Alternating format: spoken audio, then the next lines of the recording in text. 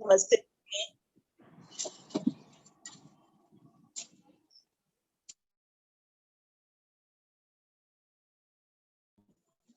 आपकी आवाज नहीं आ रही है अनिल जी।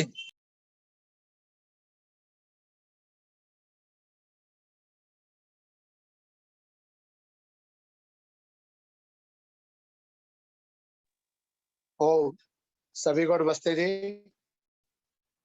केंद्रीय परिषद के 207 स्टूडेंट के वेबिनार के अंदर आप सभी का हार्दिक स्वागत है, अभिनंदन है। लगातार एक दिन छोड़कर एक दिन कारवां बढ़ता जा रहा है। आज के मुख्य वक्ता हैं आचार्य विजय भूषण आर्य जी, परिषद के पूर्व राष्ट्रीय अध्यक्ष। आज के मुख्य अतिथि श्री पूर्णचंद आर्य जी, महामंत्री झारखंड राज्य आर्य विधानसभा, और अध्यक्षता करेंगे आर्य केंद्र सभा फरीदाबाद के महामंत्री श्री रघुवीर शास्त्री जी, हमारे पुराने बचपन के साथी हैं। आज महेंद्र भाई जी भी आ गए, महामंत्री जी। भाई जी का भी बहुत बहुत स्वागत है कि आज उन्होंने समय निकाला है। सुखवर शास्त्र दाना जी भी जुड़ चुकी हैं देहरादून से, माता जी का स्वागत। अर्जन काला जी जयपुर से जुड़ चुके हैं, आशा जी फरीदाबाद से, सुनीता बहल जी भी आ चुकी है, सुनीता जी का स्वागत है। सुषमा जी भी आ गई है, कुसुम भंडारी जी का स्वागत है, विजय भूषण जी का, ललित बजाज जी का, प्रवीणा ठक्कर जी का, शशि प्रभा जी का, विजय कुमारी जी का, विजय भोटिया जी का, आदर्श मेहता जी का, श्री कृष्ण शास्त्री जी गाजियाबाद से, जनक अरोड़ा जी, कुसुमलता शर्मा जी दिलशागढ़ से, सुनीता बैल जी, सुषमा जी। तो आज के कार्यक्रम के शुभारंभ के लिए मैं आमंत्रित करता हूँ आदर्श मेहता जी, आरिस्मा रोहताश नगर शादरा से। एक बार पवित्र गायत्री मंत्र का पाठ और एक भजन द्वारा कार्यक्रम शुरू करेंगे। उसके बाद माता प्रवीणा ठक्कर जी तैयार रहेंगी। आइए आदर्श मेहता जी, स्वागत। मेरी इच्छा रहती है कि हर रोज शुभारंभ कोई नया व्यक्ति करे, सबको मौका मिलता रहे। आदर्श मेहता जी आइए। हाँ जी, सभी को सादर नमस्ते। गायत्री मंत्र का उच्चारण। बाकी सभी लोग माइक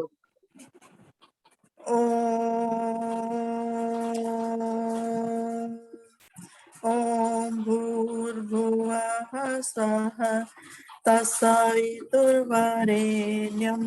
भर्गो देवस्य धीमहि धियो यो नः प्रचोदयात्।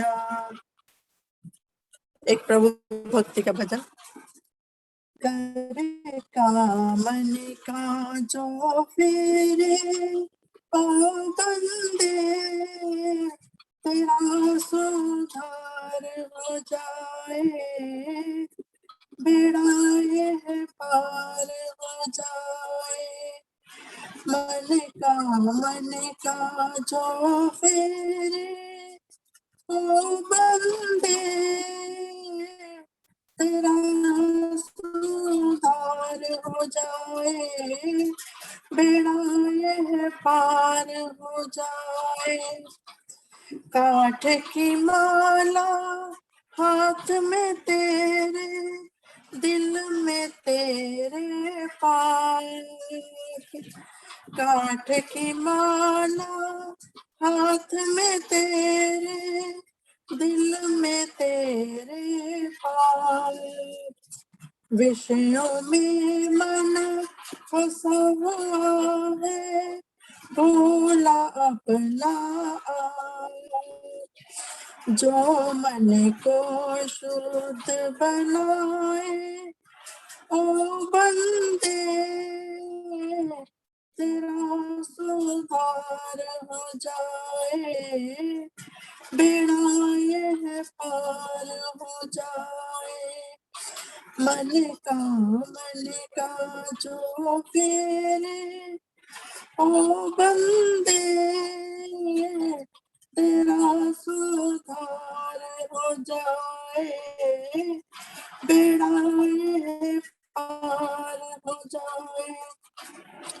मन मंदिर में जोत जलाने, ईश्वर को ना भूले।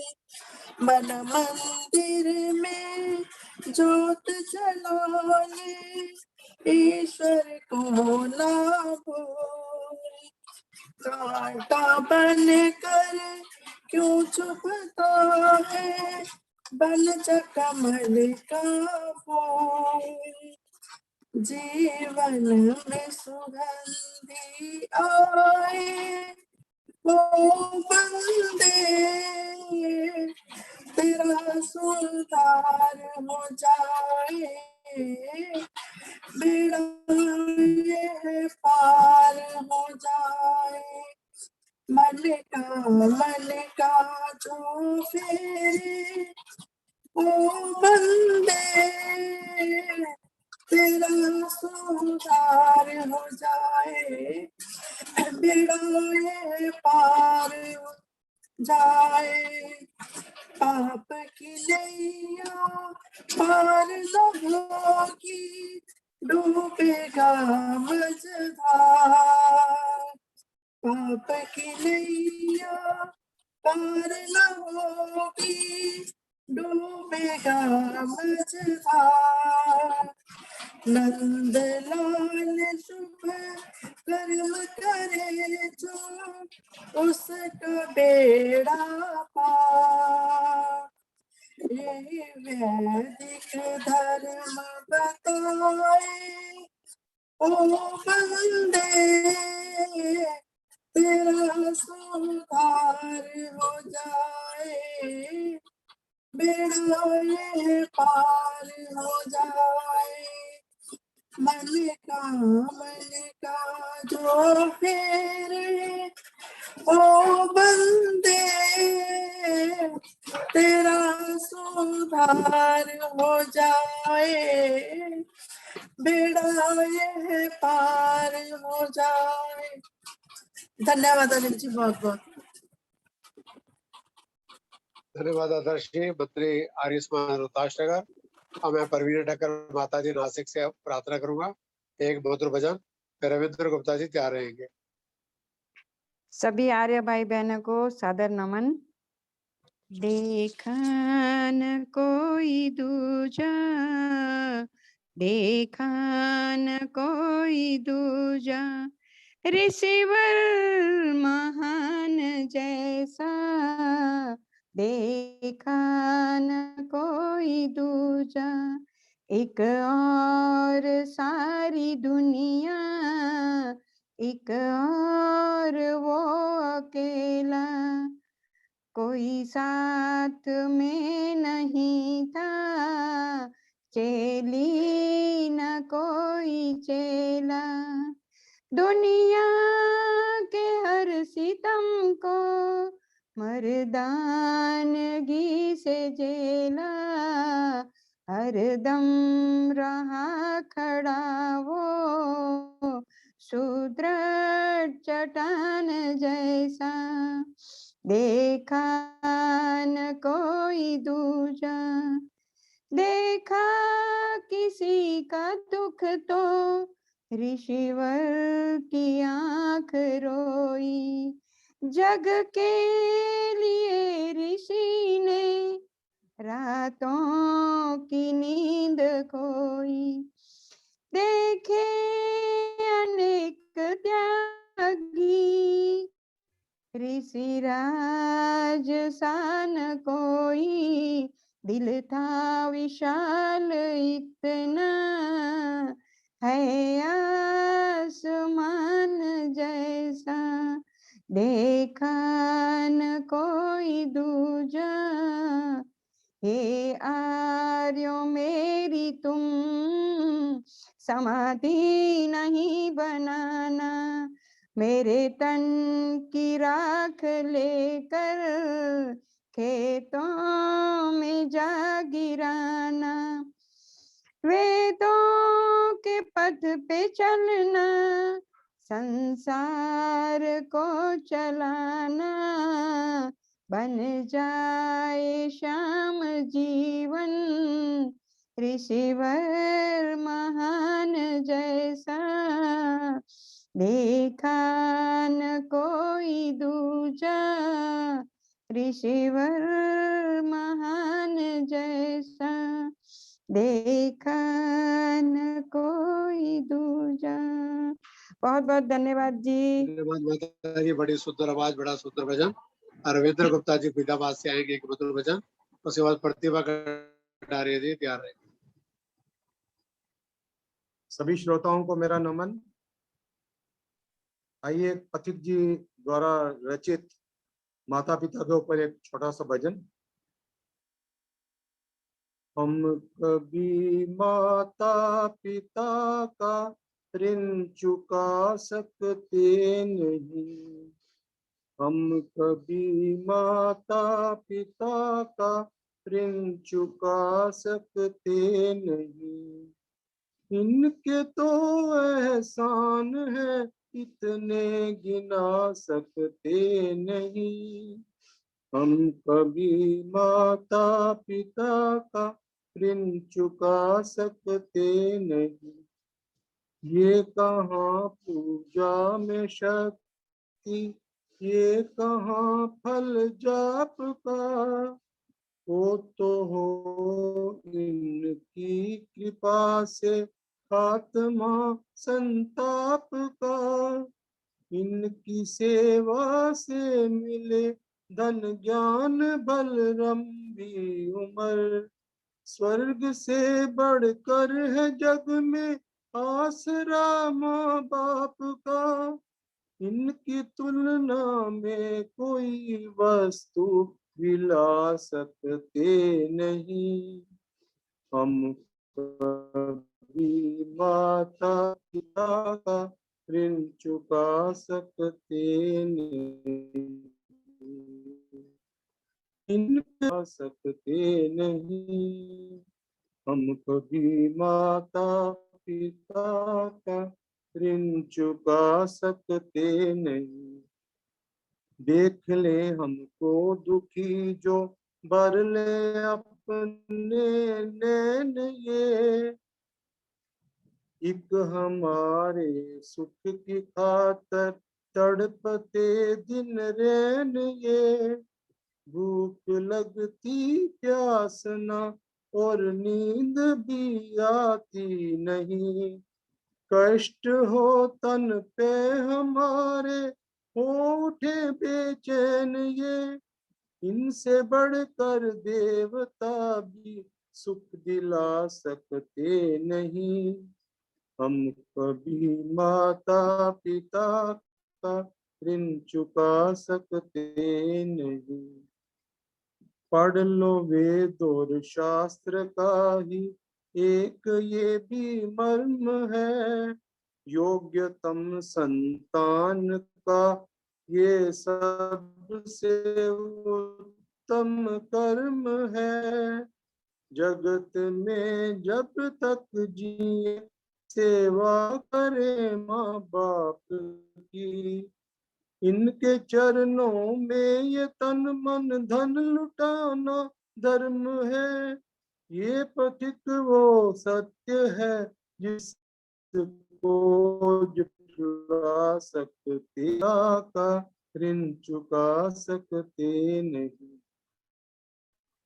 इनके तो एहसान है इतने गिना सकते नहीं, हम कभी माता पिता का ऋण चुका सकते। बहुत बहुत धन्यवाद रविंद्र गुप्ता जी, बहुत अच्छा भजन, बहुत प्रेरणा दिया आपने।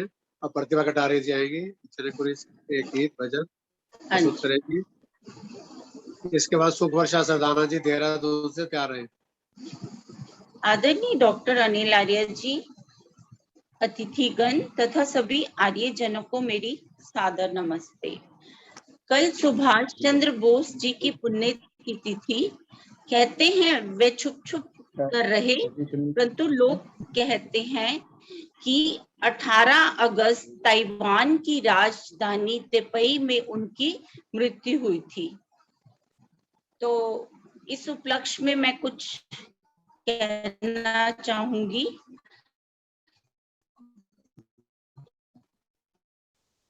ये मत कहो कि जग में क्या अकेला, ये मत कहो कि जग सुरमा अकेला, लाखों में काम करता है सूरमा अकेला, आकाश में करोड़ों तारे हैं टिमटिमाते, आकाश में करोड़ों तारे हैं टिमटिमाते, अंधकार जग का हरता है चंद्रमा अकेला, अंधकार जग का हरता है चंद्रमा अकेला।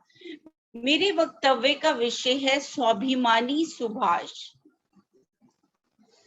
भारत के क्रांति नक्षत्रों में अति दीप्यमान नक्षत्र के रूप में नेताजी सुभाष चंद्र बोस भारतीय आकाश में पृथक ही चमकते हैं।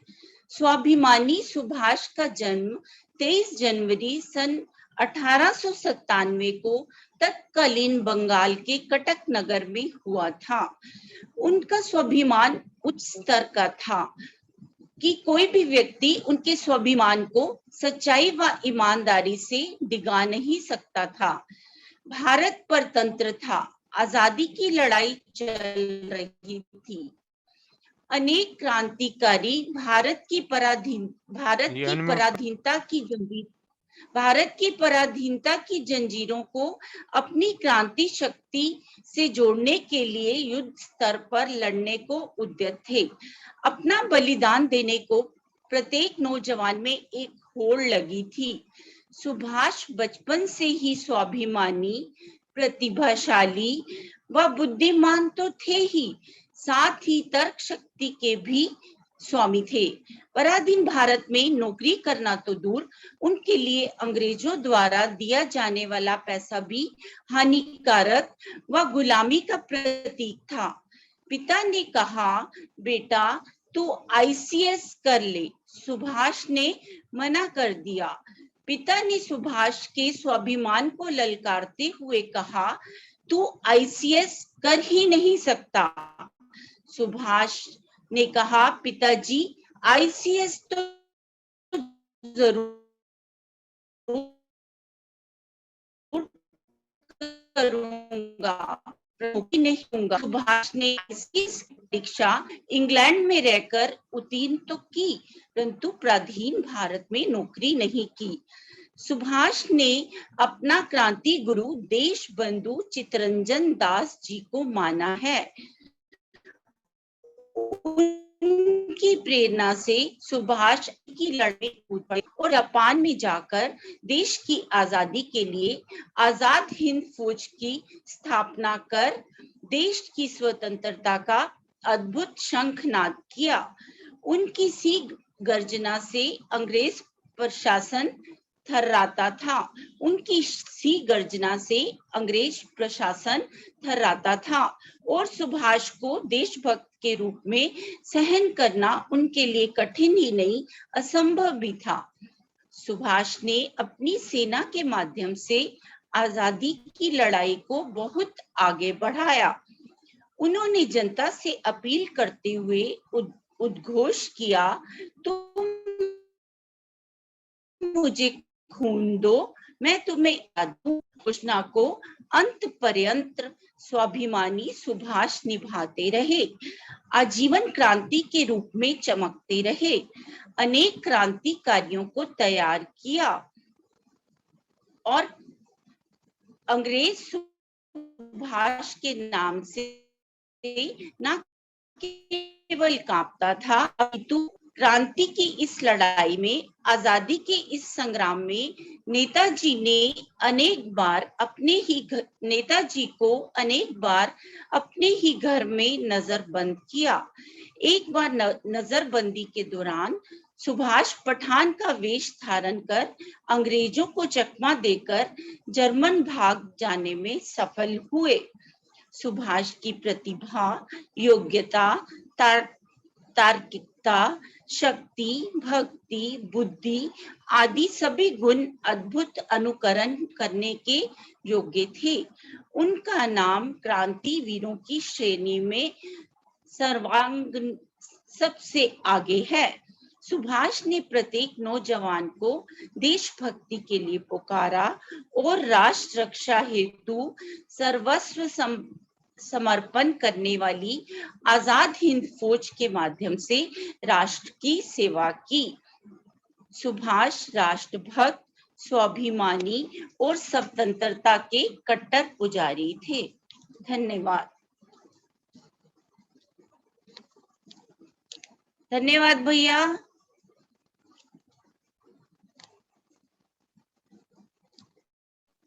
नमस्ते जी, प्रतिभा जी, बहुत बहुत धन्यवाद। एक भजन और माता सुख वर्षा सदानंद जी देहरादून से, उसके बाद आचार्य विजय भूषण जी का उद्बोधन होगा। आज के मुख्य अतिथि पूरन चंद आर्य जी, महामंत्री झारखंड राज्य आर्य सभा जुड़ चुके हैं। मैं पूरन चंद जी का स्वागत करता हूँ। आज के अध्यक्ष आर्य समाज सेवा सदन बल्लभगढ़ के प्रधान, आर्य केंद्र फरीदाबाद के महामंत्री भाई रघुवीर शास्त्री जी का भी बहुत बहुत स्वागत है। रजनीश चुग जी, रजनीश सभी आ चुके हैं। गर्ग जी भी बाद में भजन होंगे। सुख वर्षा जी देहरादून से। सभी को मेरा कार्यक्रम सादर फेसबुक पे लाइव चल रहा है, हजारों लोग देखते हैं इस कार्यक्रम को, और कार्यक्रम यूट्यूब पे हमारे अपलोड हो जाएगा कल सुबह। हमारे 2 यूट्यूब चैनल है, आर्य युवक परिषद, युवा उद्घोष। आप दोनों को सब्सक्राइब करें और अपना कार्यक्रम जरूर देखें। माता सुख वर्षा जी, स्वागत। सभी को मेरा सादर नमन। महर्षि देव दयानंद जी ने हम सबको वैदिक विचारों से प्रेरित होते हुए नित्य 5 यज्ञों का करना बताया है। उसी पर आधारित एक ऋषि भजन। ऋषि दयानंद ने बतलाया 5 यज्ञों का करना, दीन दुखी और निर्बल जन के कष्ट हमेशा हरना।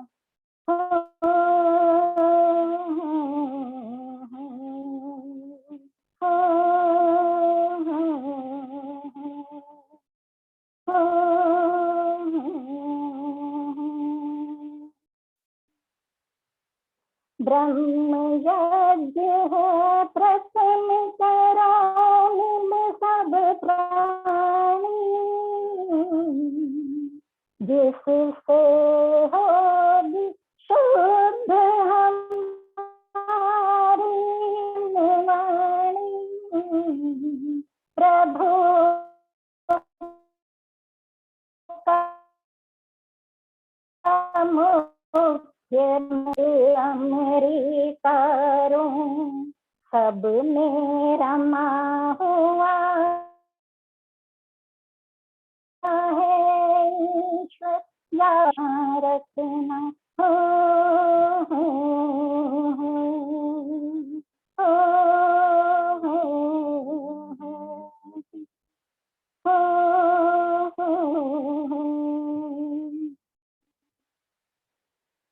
देव यज्ञ तो श्रेष्ठ कर्म कहलाता है,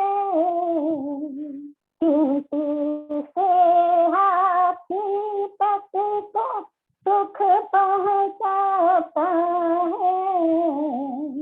न गूंजे स्वाहा से आसमान, घर रहता शमशान समान।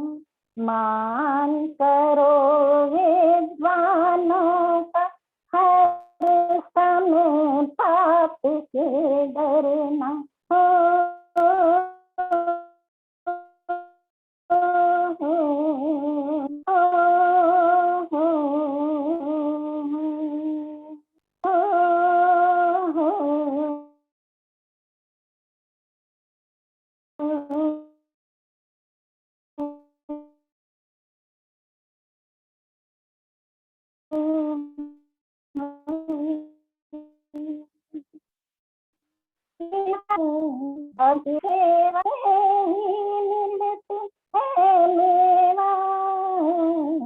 कर देगी तेगी सब अर्पण, न कर मरन पेशाब कर्तन। भूखे पेट यदि बाप मरा तो मुश्किल था करना।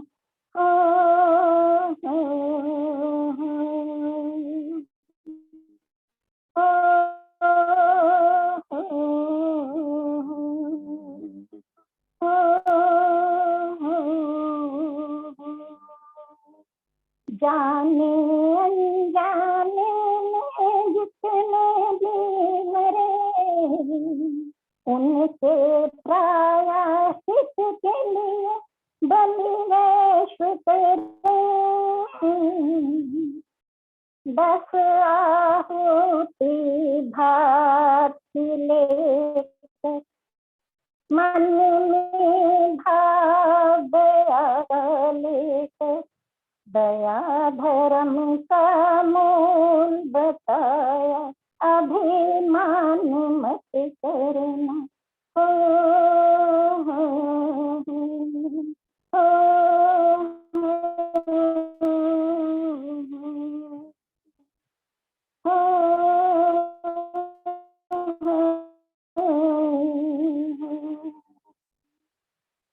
जो भी अतिथि घर पर आए मानते रहो गृहस्थी का है यज्ञ 5वां ध्यान धरो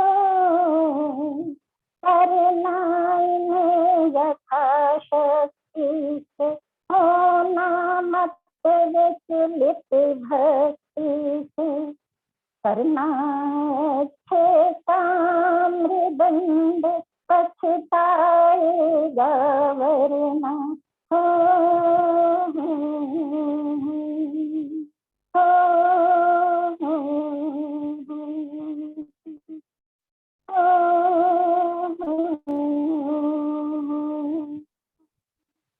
ऋषि दयानंद ने बतलाया 5 यज्ञों का करना दीन दुखी और निर्बल जना के कष्ट हमेशा हरना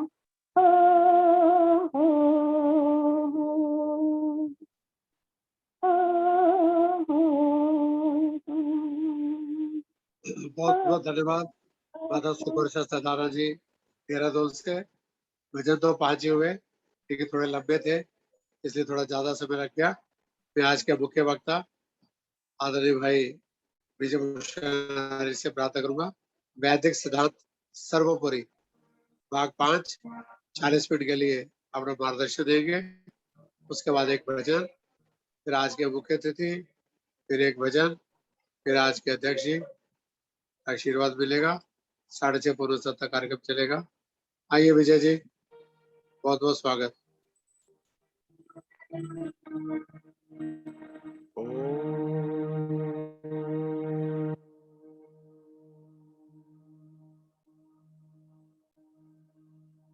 नमः शंभवाय च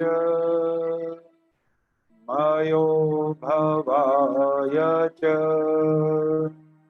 नमः शंकराय च मयस्कराय च नमः शिवाय च शिवतराय च ॐ शान्तिः शान्तिः शान्तिः।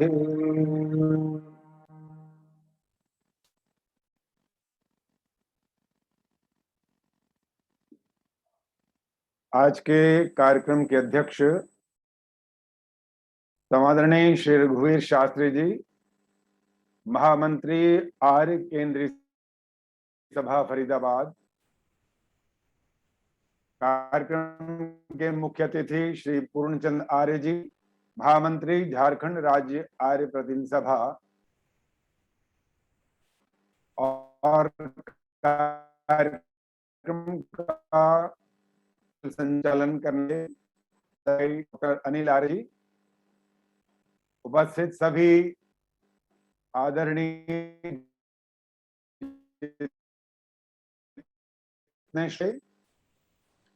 जैसा भी डॉक्टर अनिल आर्य जी ने कहा कि आज वैदिक सिद्धांत सर्वोपरि का 5वां भाग मैं आपके सामने प्रस्तुत कर रहा हूं।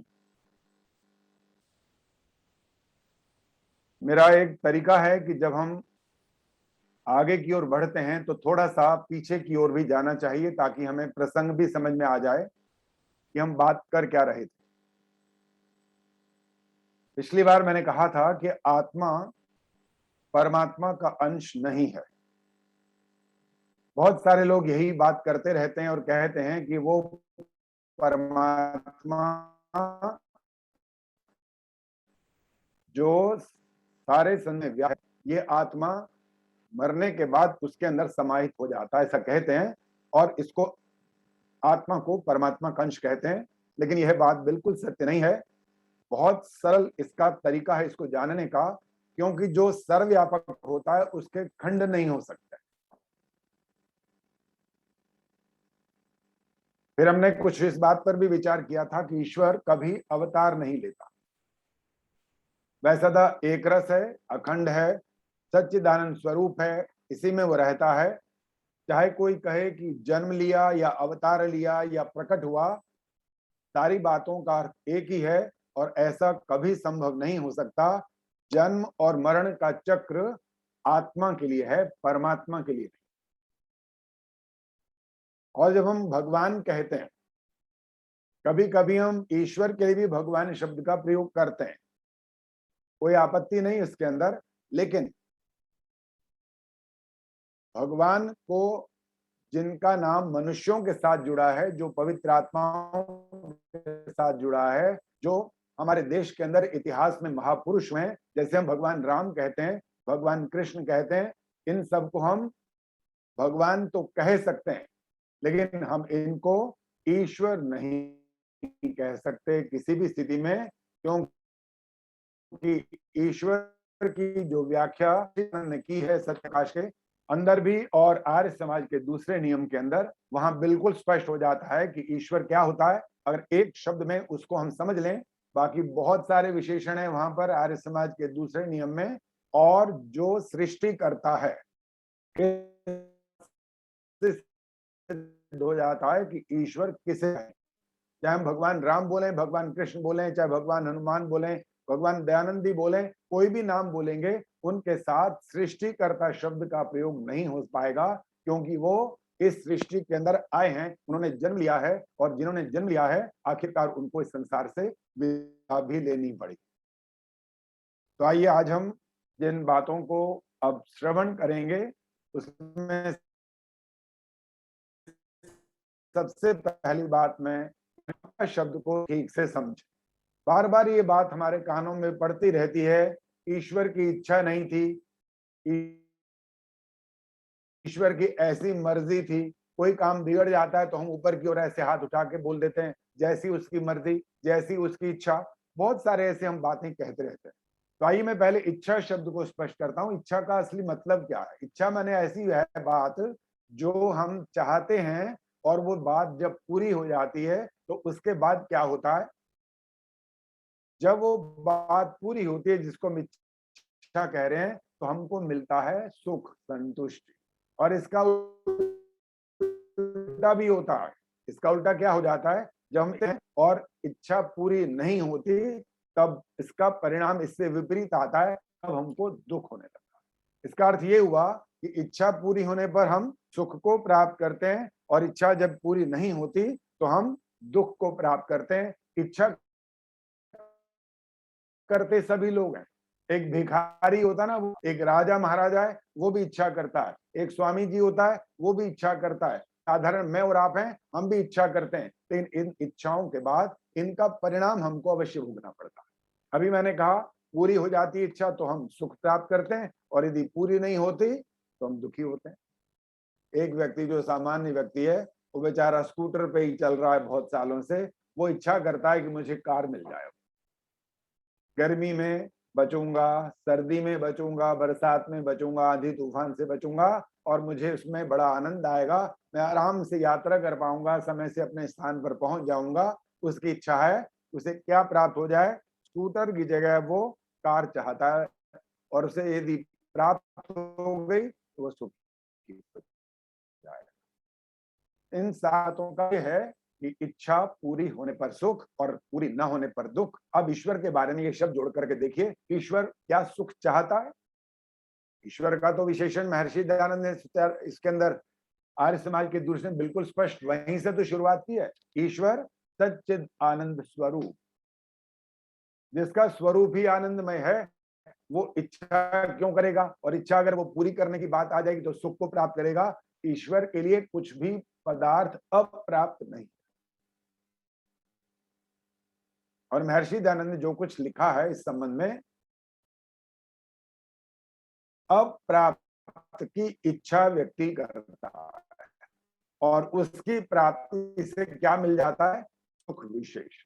इसका उत्तर ये हुआ कि ईश्वर के साथ अगर ये शब्द जोड़ना हो तो हम नहीं जोड़ सकते। उत्तर ये होगा कि ईश्वर इच्छा नहीं करता, क्योंकि ना उसे सुख चाहिए और ना ही दुख। उन्होंने त्याग प्रकाश के माध्यम से ये बात समझाई।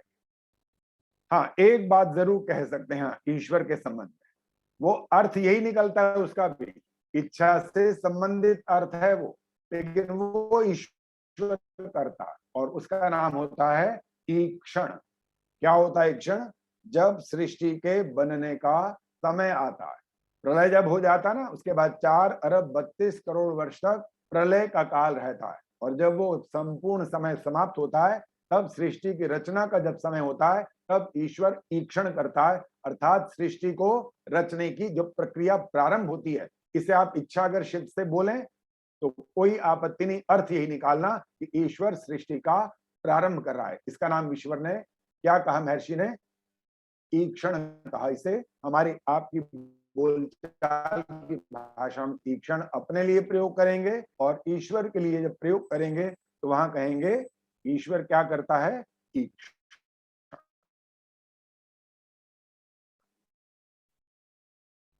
लेकिन जो लोग वेदों को नहीं पढ़ते वो बात बात में ये बात बोला करते हैं, जैसी ईश्वर की इच्छा, इन शब्दों का वो प्रयोग करते रहते हैं।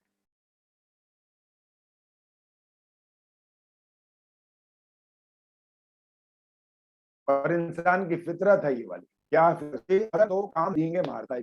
तब ये कहता है ये तो सबके बस की बात नहीं है, ये तो मैं ही हूं जो मैंने करके दिखाया। और जब ये इसका उल्टा होता है तब ये क्या कहता है? तब ये कहता है जैसी ऊपर वाले की मर्जी, जैसी उसकी इच्छा। इस प्रकार से ये दोगलापन दिखाता है अपना। आइए अगले वैदिक सिद्धांत की ओर हम बढ़ते हैं, जिसमें ईश्वर को त्रिकालदर्शी कहने की बात लोगों ने कही है। लोग यह कहा करते हैं ईश्वर तो त्रिकालदर्शी है, सब कुछ जानता है, पहले से जानता है, सबके बारे में जानता है, जितने संसार के अंदर प्राणी है वो सब कुछ जानता है, सबके बारे में। तो मैं आपको निवेदन करने वाला हूं,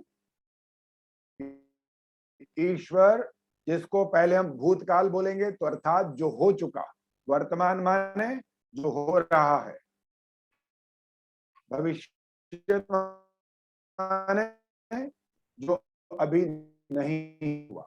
इस संबंध में महर्षि दयानंद ने क्या लिखा है सत्यार्थ प्रकाश में? वो लिखते हैं ईश्वर को त्रिकालदर्शी कहना मूर्खता का काम है। बड़े हैरान होते हैं लोग ये सुनकर, कहते हैं क्या बात कर रहे हो, ईश्वर त्रिकालदर्शी नहीं है तो फिर उसकी विशेषता क्या हुई? आपके भूतकाल को जानता है, बिल्कुल ठीक बात है, वर्तमान को भी जानता है, बिल्कुल ठीक है, और भविष्य को भी तो जानता है वो। लेकिन असल में ऐसे लोग ना तो उन्होंने वेदों को पढ़ा, ना शास्त्रों को पढ़ा, और ना ही सत्संग में जाकर के विद्वानों के उपदेशों को उन्होंने सुना है अच्छे से, और सुनी सुनाई बात पर वो विश्वास कर बैठते हैं और कहते हैं फिर कौन सा कैसा ईश्वर है वो जो हमारे भविष्य को नहीं जानता। तो आइए मैं निवेदन कर रहा हूं आपको एक उदाहरण देकर के। मान लो मेरे पास इस तरफ मैं कुछ लिखूं और आप जो देख पा रहे हैं वो इस तरफ देख पा रहे हैं, इस तरफ आप नहीं देख पा रहे। अब अगर मैं इधर कुछ लिख लूं तो आप में से कोई भी एक भी व्यक्ति, वो चाहे कितना ही विद्वान हो, कितना ही पहुंचा हुआ ज्ञानी ध्यानी हो, वो नहीं बता सकता कि मैंने यहां क्या लिखा। कारण क्या है? कारण है आत्मा की अल्पज्यता। हम क्या हैं? अल्पज्य हैं, थोड़ा जानने वाले हैं, हम सर्वज्ञ नहीं है, इसलिए हम नहीं जान पाते इस बात को। इधर का अगर लिखूं यहाँ पर कुछ तो आप देखें तुरंत बताएंगे आपने लिखा ये, लेकिन इधर वाला आप नहीं बता पाएंगे। इधर वाला कौन बता सकता है? या तो जो इस तरफ हो वो देख करके बताएगा, और जो इधर भी है, इधर भी है, इधर भी है, इधर इधर सब तरफ है, वो बता सकता है। वो कौन है? वो तो केवल ईश्वर है। क्योंकि कहा गया ओम ईशावास्यम इदम सर्वम, सब जगह मौजूद है वो। इधर भी जो मैं यहां लिखूंगा आप नहीं पढ़ पाएंगे ना, लेकिन वो तो पढ़ पाएगा। अब इस त्रिकालदर्शी वाली बात का अंतिम अर्थ सामने आने वाला है। इस तरफ जब मैंने कुछ लिखा ही नहीं तो जो सर्वव्यापक है वो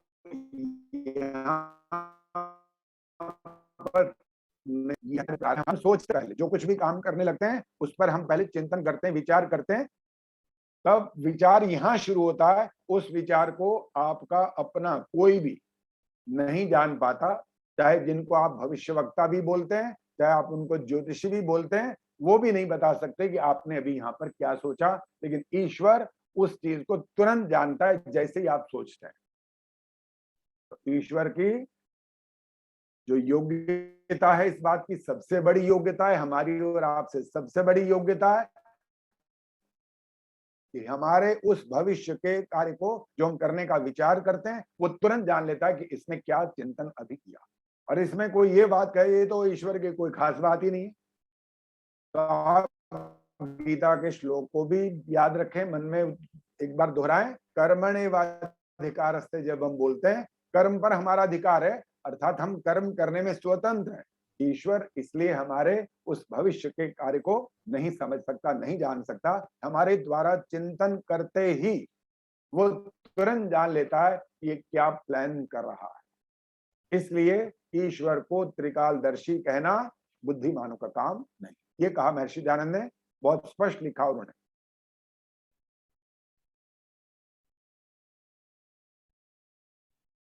आइए थोड़ा सा और आगे बढ़ते हैं हमारे वैदिक सिद्धांत की ओर।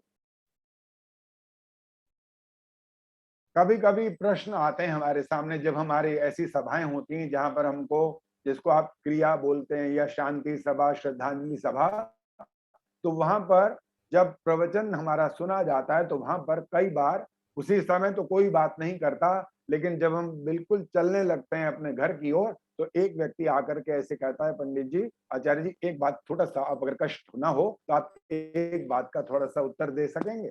मैं कहा जरूर दे सकते हैं, बोलिए। लंबी बात हो तो बाद में करेंगे, छोटी सी बात है तो पूछ लीजिए। पहले बस छोटा सा ही प्रश्न है, बहुत बड़ा लंबा चौड़ा प्रश्न नहीं है। आपने बोला था, मुझे वो कह रहे हैं कि जब हम यहाँ से संसार से ऐसे कर्म करते हैं जिससे हमारी मुक्ति हो जाती है, तो आपने बोला था अभी वहां पर उस सभा के अंदर, श्रद्धांजलि सभा में, कि मुक्ति से वापस लौटना पड़ता है। तो मैंने कहा मैंने यही बोला था। कहने लगे ये क्या बात हुई? मैंने कहा क्या बात हुई का क्या अर्थ है? कहने लगे जी जब मुक्ति से लौटना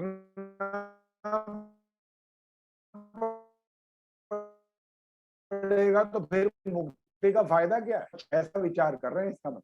तो मैंने निवेदन किया उनसे, मैंने कहा आप एक बात बताओ, आपके अंदर अर्थात आत्मा के अंदर कर्म करने की जो सीमा है, जो शक्ति है, वो असीमित नहीं है।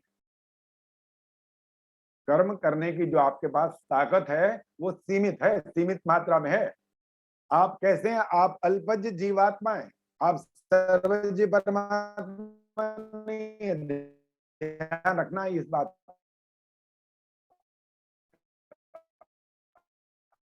आप जो उसके गुण कर्म स्वरूप, अल्पज्य जीवात्मा, थोड़ा सा ज्ञान है आपके पास। दीवार से परे कौन क्या कर रहा है, ये तो एक छोटा उदाहरण, दीवार के परे ये तो पूरा संसार है इतना बड़ा। आप एक दीवार के पीछे की बात नहीं बता पाएंगे, संसार के बारे में क्या बताएंगे? तो आप सीमित कर्म करते हैं। पहली बात तो ये समझ लीजिए, आप कर्म करने की जो आपके पास सामर्थ्य है, वो शक्ति है, वो सीमित, अनंत शक्ति नहीं आप।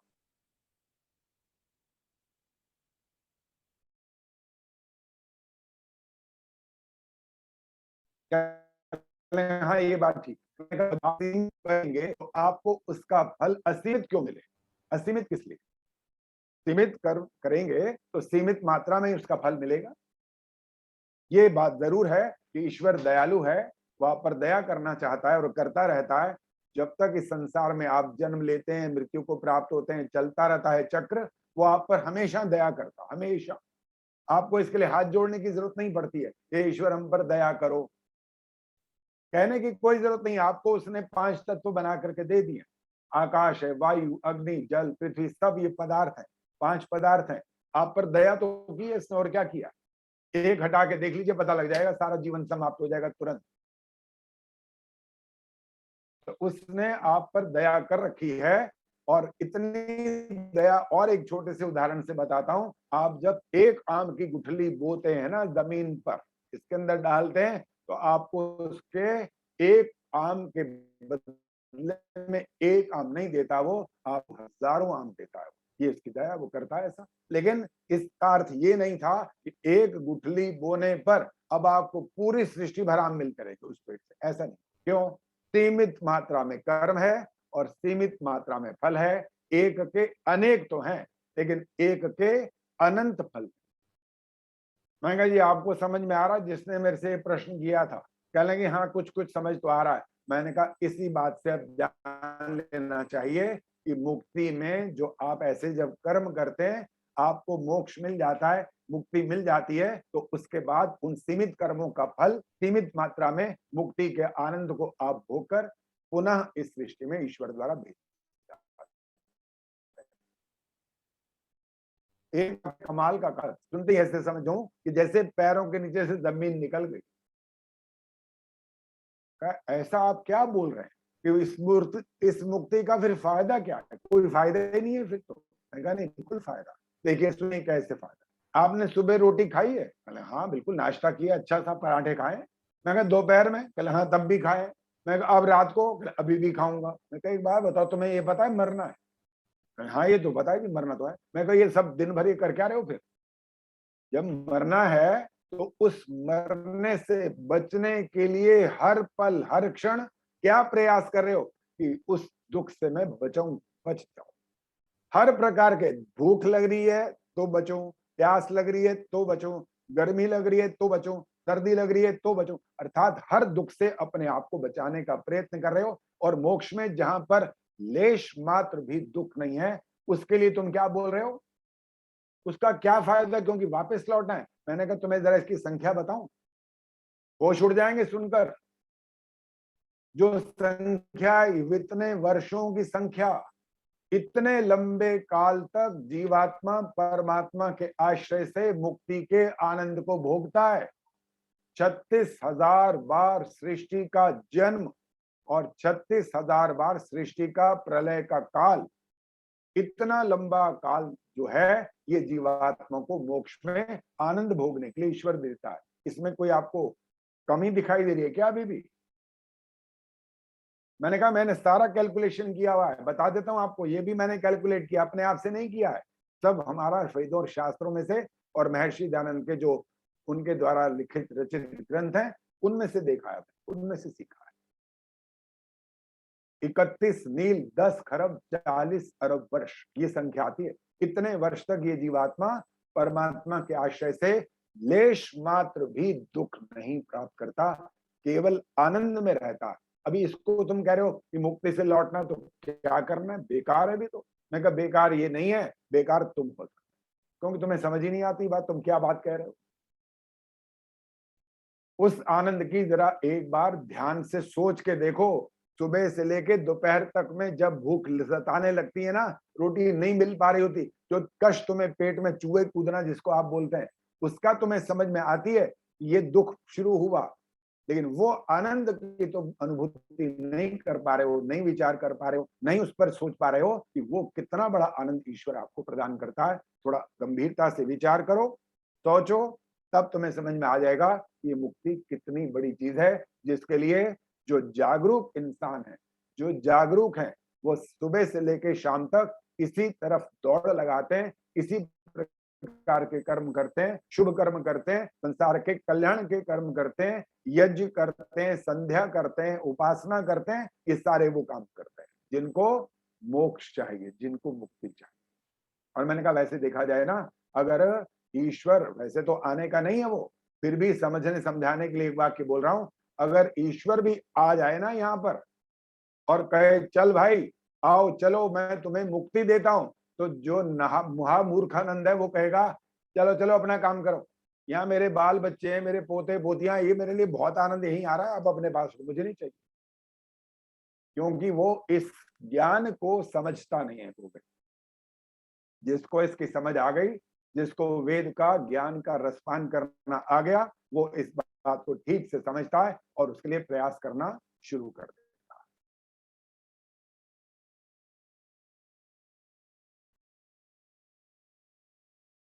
बहुत सारे मत मतांतर हैं हमारे देश के अंदर, और वहां हम क्या देखते हैं, क्या बोल रहे हैं लोग, कमाल कमाल के वाक्य बोलते हैं।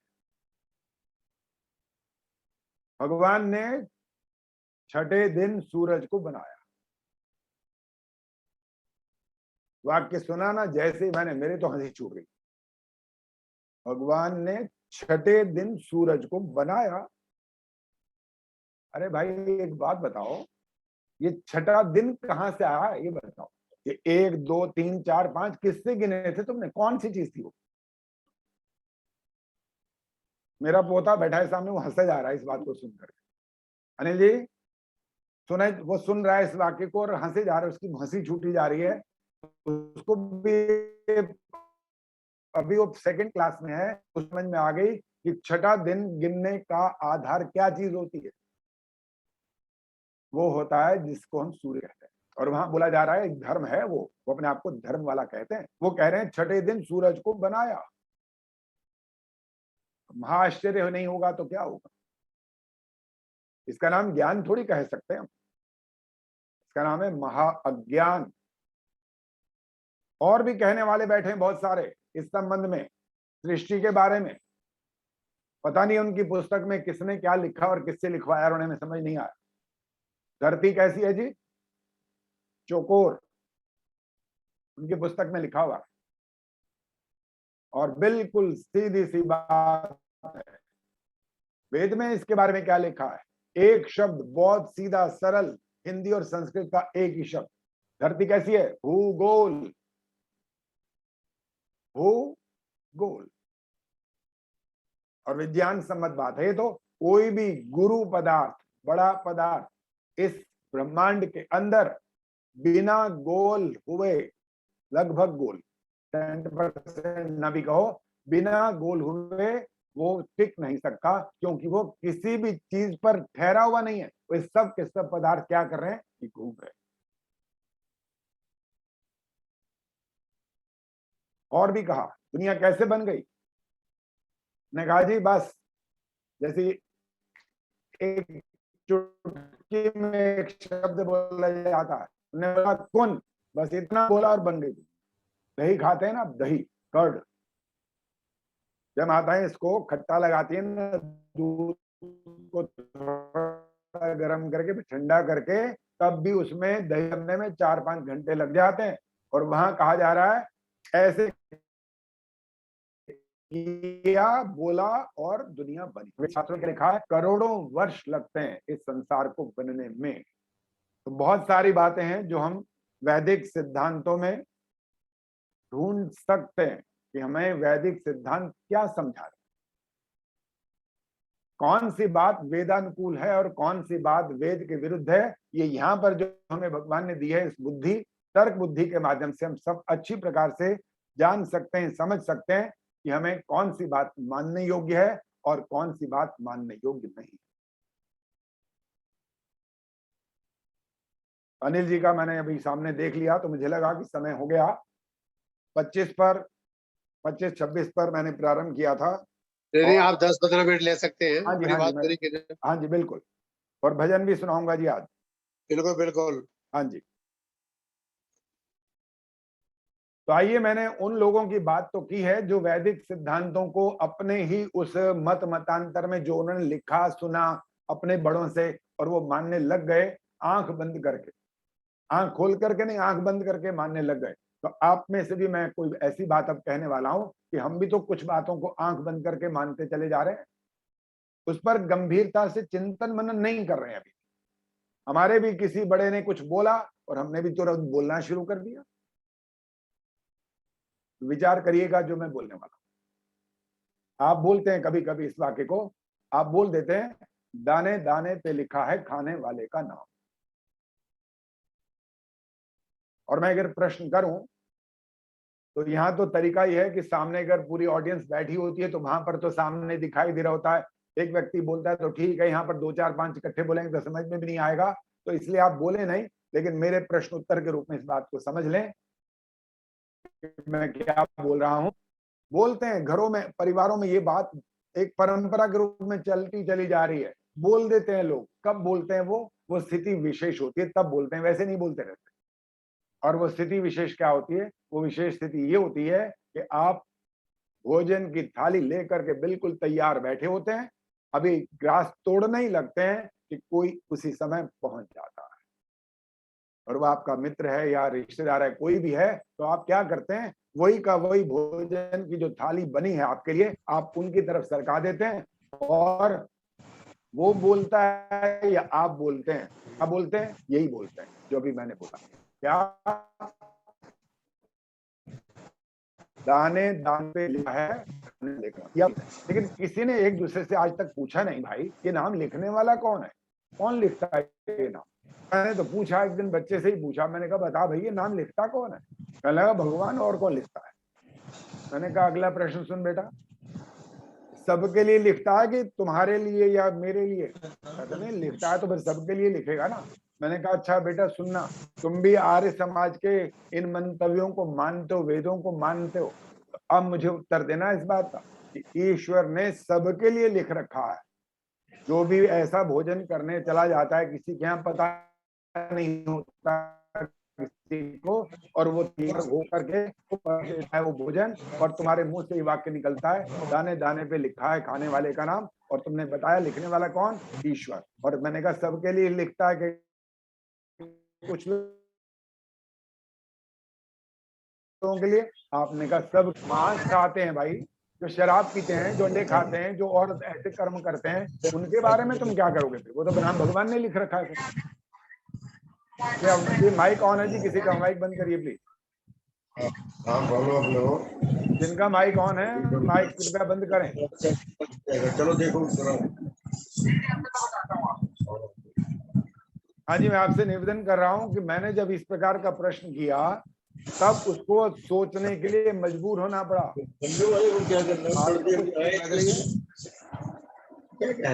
अगर ईश्वर लिखेगा तो सबके लिए लिखेगा ना, 2 4 5 के लिए क्यों लिखेगा? सूर्य की रोशनी किसके लिए? सबके लिए। प्राणवायु सबके लिए, सबको फ्री दिया, किसी से पैसा नहीं लिया, चाहे कोई टाटा हो, बिरला हो, कोई भी हो, सबको दिया। उसने लिखा है यदि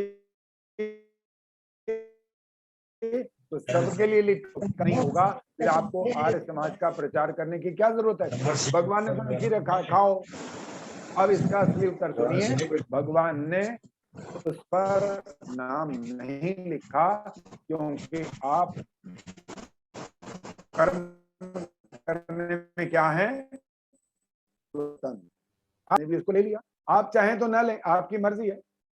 आप मालो भोजन करके ही गए वहां पर, और वो कह रहे हैं देखिए आपका नाम लिखा हुआ है, लो नो, खाओ खाओ खाओ खाओ। वो करता रहे, खाओ खाओ, कोई बात नहीं, लेकिन आपने भोजन नहीं करना क्योंकि आप भोजन करके आए हैं। और यदि वही बात मान लें कि भगवान ने लिखा है और वो खाकर आपके पेट में हो गया दर्द, तो पता है कर्म कराने वाला भी दोषी होता है। जैसे आपके पेट में ऐसा हुआ, दर्द हुआ, तो फिर ईश्वर के भी पेट में होना चाहिए था, क्योंकि उसने करवाया ना, लिखा तो उसने था, आपने जो उस काम को पूरा किया है। इसलिए हमारा वैदिक सिद्धांत ये कहता है, ईश्वर ने आपके लिए पहले से नहीं लिखा है, कुछ भी नहीं लिखा है। अभी तो हमने त्रिकालदर्शी वाली बात की है ना, ईश्वर हमारे लिए नहीं लिख सकता क्योंकि हम कर्म करने में स्वतंत्र होते हैं। पिछली बार का मुझे एक वाक्य याद आ गया, सत्यार प्रकाश का 7वां समुल्लास, वहां पर क्या लिखा महर्षि ने?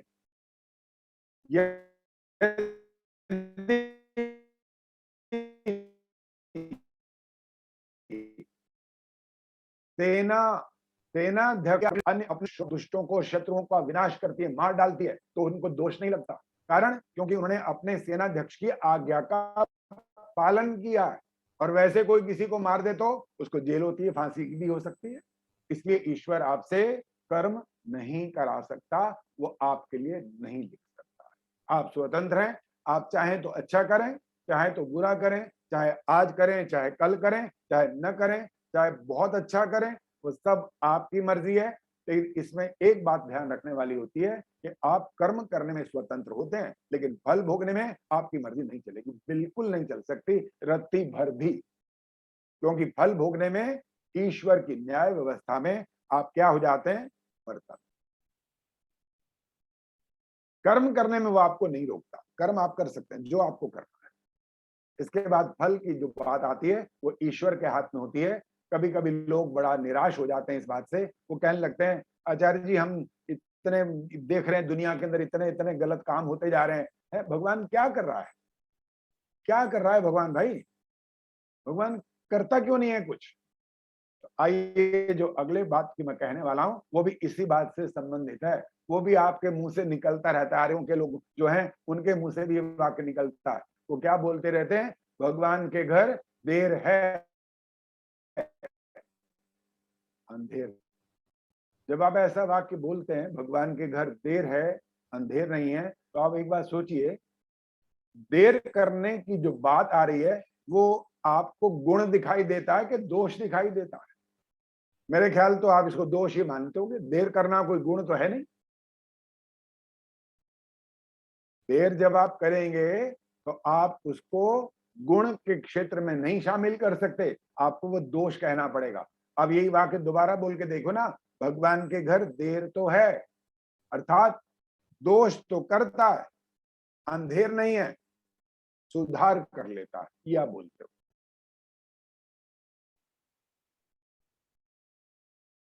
कोई देर नहीं, ईश्वर कोई देर नहीं करता। मैं 25 साल में जाकर के युवा बन जाता है पूरा, कहीं देर नहीं हो रही है, कोई देर नहीं है।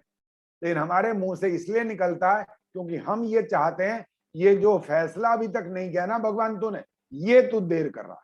लेकिन एक बात बताओ, आप होते कौन हो ये बात बोलने वाले कि तूने देर कर दी? निर्णय तो आपने करना ही नहीं है, वो तो ईश्वर के हाथ में, क्योंकि कर्म करने वाला कर्म कर चुका ना, फल तो ईश्वर के हाथ में, उसके हाथ में नहीं है, आपके हाथ में भी नहीं है। हाँ, जहां सरकार की बात है वहां कह सकते हैं, लेकिन ईश्वर के मामले में आपका बिल्कुल अधिकार नहीं ये कहना कि वहां देर तो हो रही है लेकिन अंधेर नहीं होगी। आपको बिल्कुल अधिकार नहीं ये वाक्य कहने का कि तू देर करता है। और ईश्वर में इतना सा भी रत्ती भर भी दोष नहीं होता। मैं अपनी बात को समाप्ति क्यों ले जा रहा हूं, एक भजन भी आपसे निवेदन करूंगा। तो मैं निवेदन ये करने वाला हूं,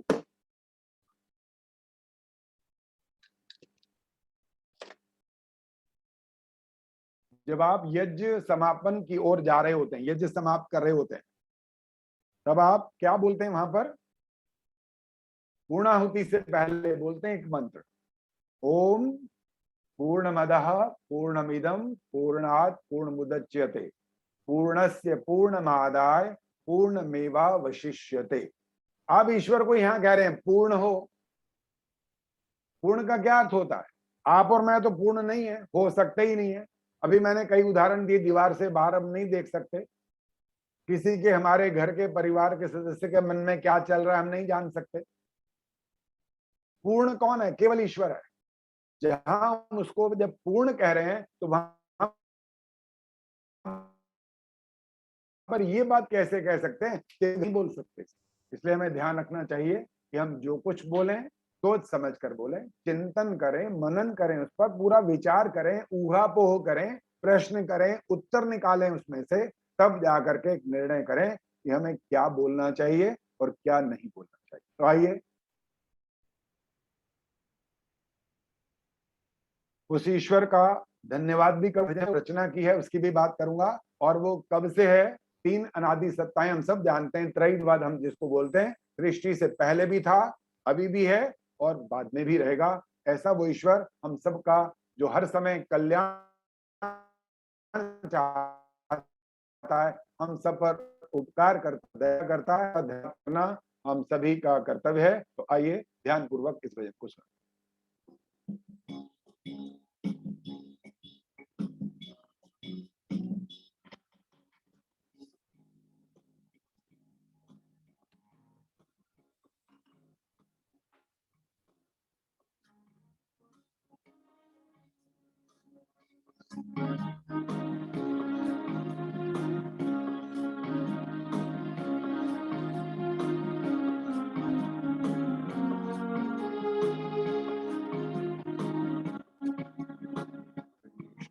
से पहले भी अमर ओम नाम था, अमर ओम नाम था, आज भी है और कल भी रहेगा।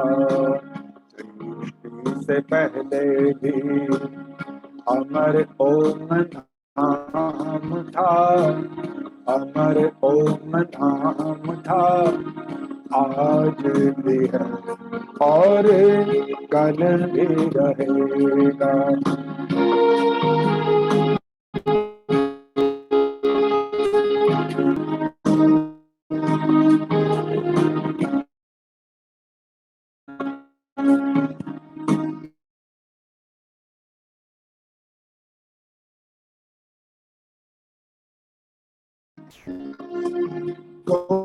सूरज की किरणों में है और चांद सितारों में उसी की शीतल छाया है, और चांद सितारों में उसी की शीतल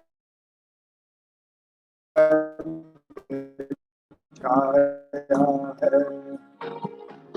गोद में उसी का दुलार था, उसी का दुलार था,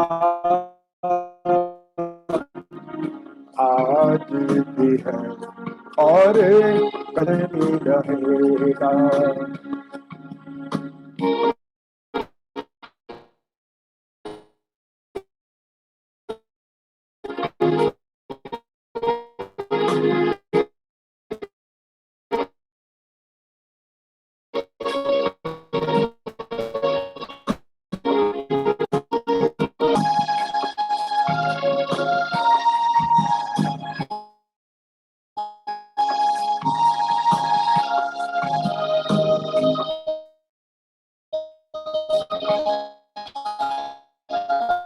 विधाता ने बचाया है, सुख दुख का ये लंबा खेल विधाता ने जो रचाया है। बंदे तेरी करनी का ये नक्शा सामने आया है, बंदे तेरी करनी का ये नक्शा सामने आया है। सारे कर्मों का, सारे कर्मों का उसी पे हिसाब था, उसी पे हिसाब था, आज भी है और कल भी रहेगा। सृष्टि से पहले भी अमर ओम नाम था, अमर ओम नाम था, आज भी है और कल भी रहेगा।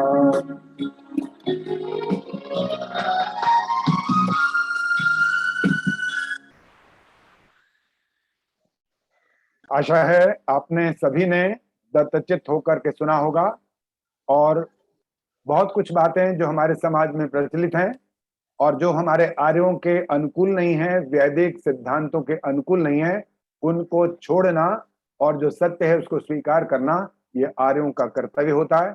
इसलिए महर्षि दयानंद ने आर्य समाज के दूसरे चौथे नियम में लिखा था, सत्य के ग्रहण करने और असत्य के छोड़ने में सर्वदा उद्यत रहना चाहिए। इन्हीं शब्दों के साथ आप सभी का हृदय से आभार। डॉक्टर अनिल आर्य जी हमारे आज के जो अध्यक्ष हैं और जो हमारे मुख्य अतिथि हैं, उन सभी का हृदय से आभार, सभी का धन्यवाद। ओम शांति। मेरी तरफ से भी धन्यवाद विजय जी, मेरी तरफ बहुत से बहुत धन्यवाद आचार्य कुलभूषण आर्य जी, धन्यवाद। बहुत सुंदर मार्गदर्शन। और बहुत सिद्धांतिक चर्चा सुंदर, रही। अब इससे पहले कि आज के मुख्य अतिथि पुरोहित जी अपने विचार रखें, तो पिंकी आर्य जी से अनुरोध करूंगा, आज उनका जन्मदिन भी है, एक भजन सुना दें पिंकी आर्य जी।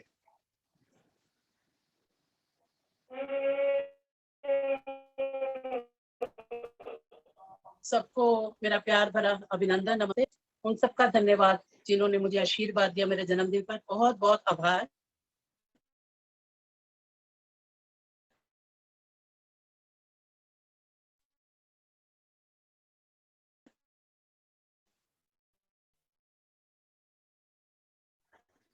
परमात्मा का बहुत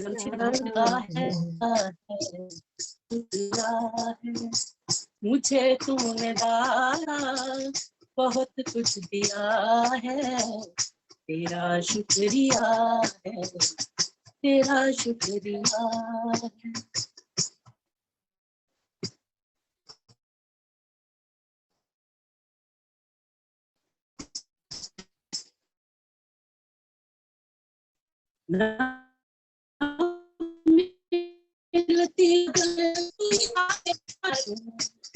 न मिलती जल्दी कोई दात तेरी, मुझे तूने जीने के काबिल किया है, तेरा शुक्रिया है, तेरा शुक्रिया है। तूने दाता बहुत दिया है, तेरा शुक्रिया है, तेरा शुक्रिया है। किया कुछ नहीं है, शर्मसार हूँ मैं, तेरी रहमतों की तलबगार हूँ मैं।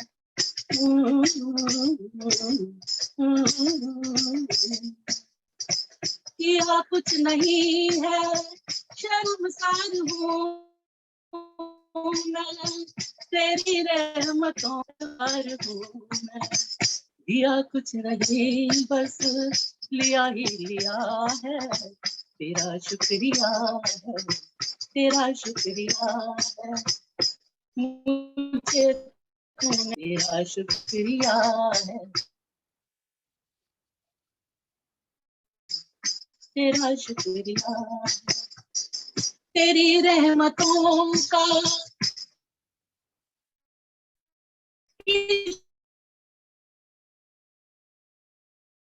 न होता तो दुनिया तारा न हो, तेरी रहमतों का इशारा न होता तो दुनिया में मेरा गुजारा न होता। उसे क्या कमी जो तेरा हो गया है, तेरा शुक्रिया है, तेरा शुक्रिया है। उसे क्या कमी जो तेरा हो गया है, तेरा शुक्रिया है, तेरा शुक्रिया है।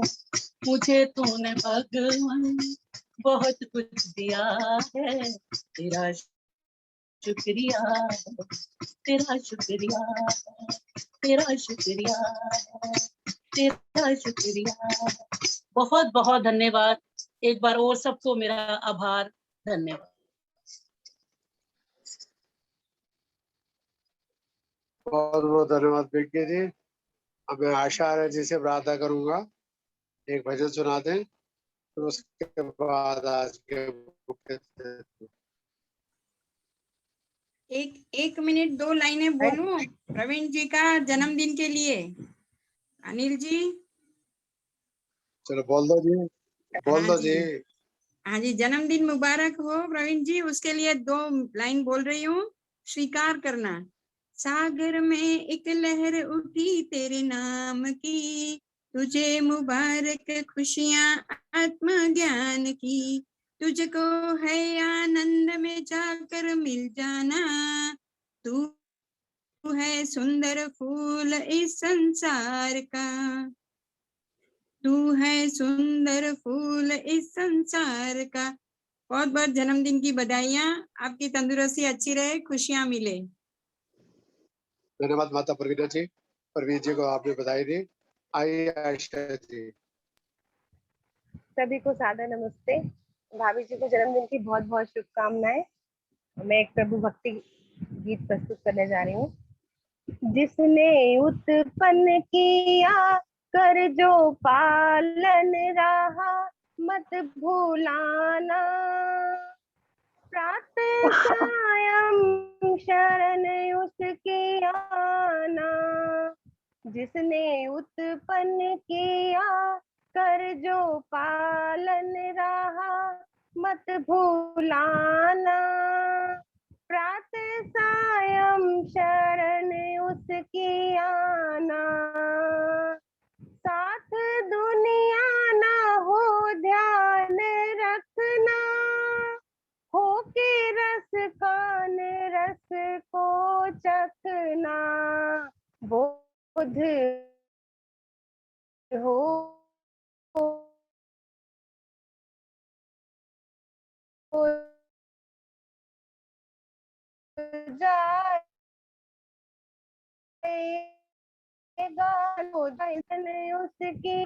उसने उत्पन्न किया कर जो पालन रहा मत भूलाना, प्रातः सायं शरण उसकी आना।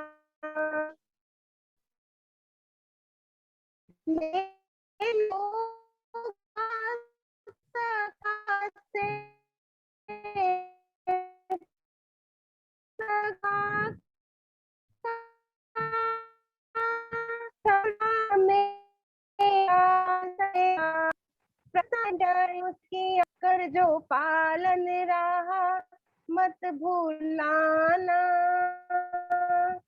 प्रातः सायं शरण उसकी आना। लक्ष्य गुनियों का जीवन बना ले, दुनियादारी कार पाले। धर्म पावन निभा दिव्य दृष्टि बना लो लगाना, प्रातः सायं शरण उसकी आना। जिसने उत्पन्न किया कर जो पालन रहा मत भूलाना, प्रातः सायं शरण की दुनिया से रहना, देश सेवक को स्वामी का कहना। फल भी चारों ही पर ऋण चुकाना,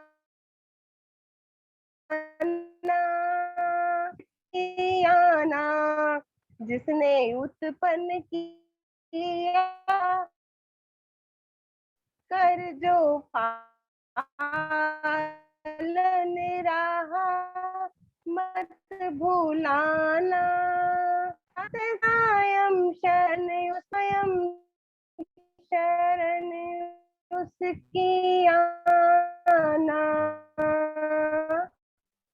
प्रातः सायं शरण उसकी आना। धन्यवाद समय देने के लिए।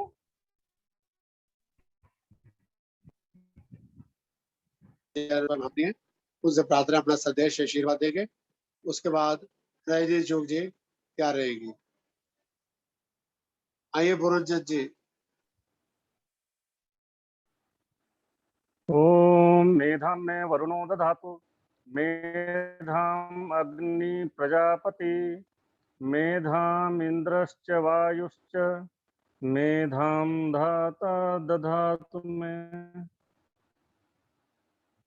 आज के इस कार्यक्रम के अध्यक्ष श्री रघुवीर शास्त्री जी, महामंत्री आर्य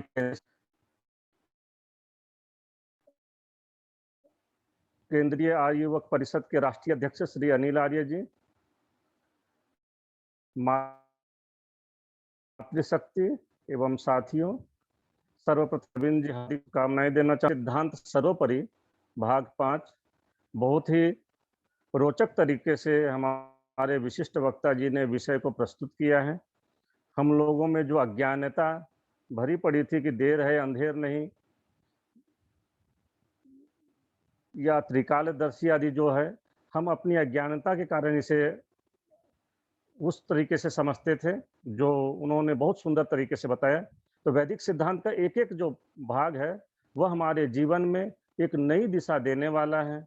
और स्वामी दयानंद सरस्वती जी ने आर्य समाज के 10 नियमों के माध्यम से हमारे पास में जो दिशा निर्देश दिया हुआ है, या पंच महायज्ञ के माध्यम से जो हमें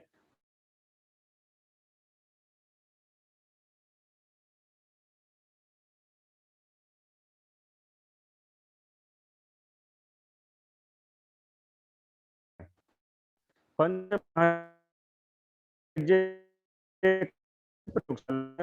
जिसका हम अपने जीवन में पालन करके अपने जीवन को वैदिक सिद्धांतों के ऊपर पूरी तरह से पालन कर सकते हैं। क्योंकि महायज्ञ जहाँ हमारा ब्रह्म साथ पारिवारिक सामाजिक कर्तव्य उद्बोधन के लिए हमारे पास में पितृयज्ञ दिया गया है। हम पितृयज्ञ का यदि पालन करते हैं, माता पिता बड़े बुजुर्ग छोटे बच्चों सभी के साथ में ये हम जो व्यवहार करते हैं वह हमें पितृयज्ञ के माध्यम से एक नई दिशा देता है। इसके साथ साथ पितृयज्ञ के साथ साथ बलिवेश्य देव यज्ञ, वर्तमान में बलिवेश्य देव यज्ञ जो बृहत स्तर पर किया जाना चाहिए, लेकिन क्योंकि बलिवेश्य देव यज्ञ केवल छोटे रूपों में घरों में विद्यमान रह गया है, और आर्य समाज की स्थापना में जो संसार का उपकार करना उद्देश्य जो बताया गया है वह बलिवेश्य देव यज्ञ के अंतर्गत ही भाव छुपा हुआ है।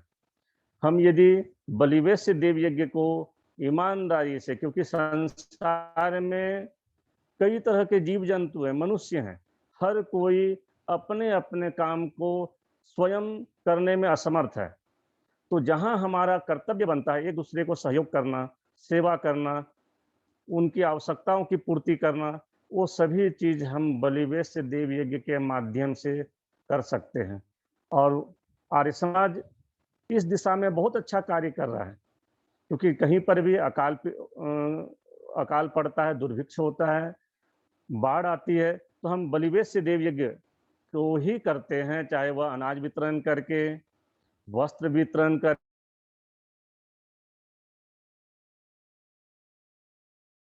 यज्ञ ही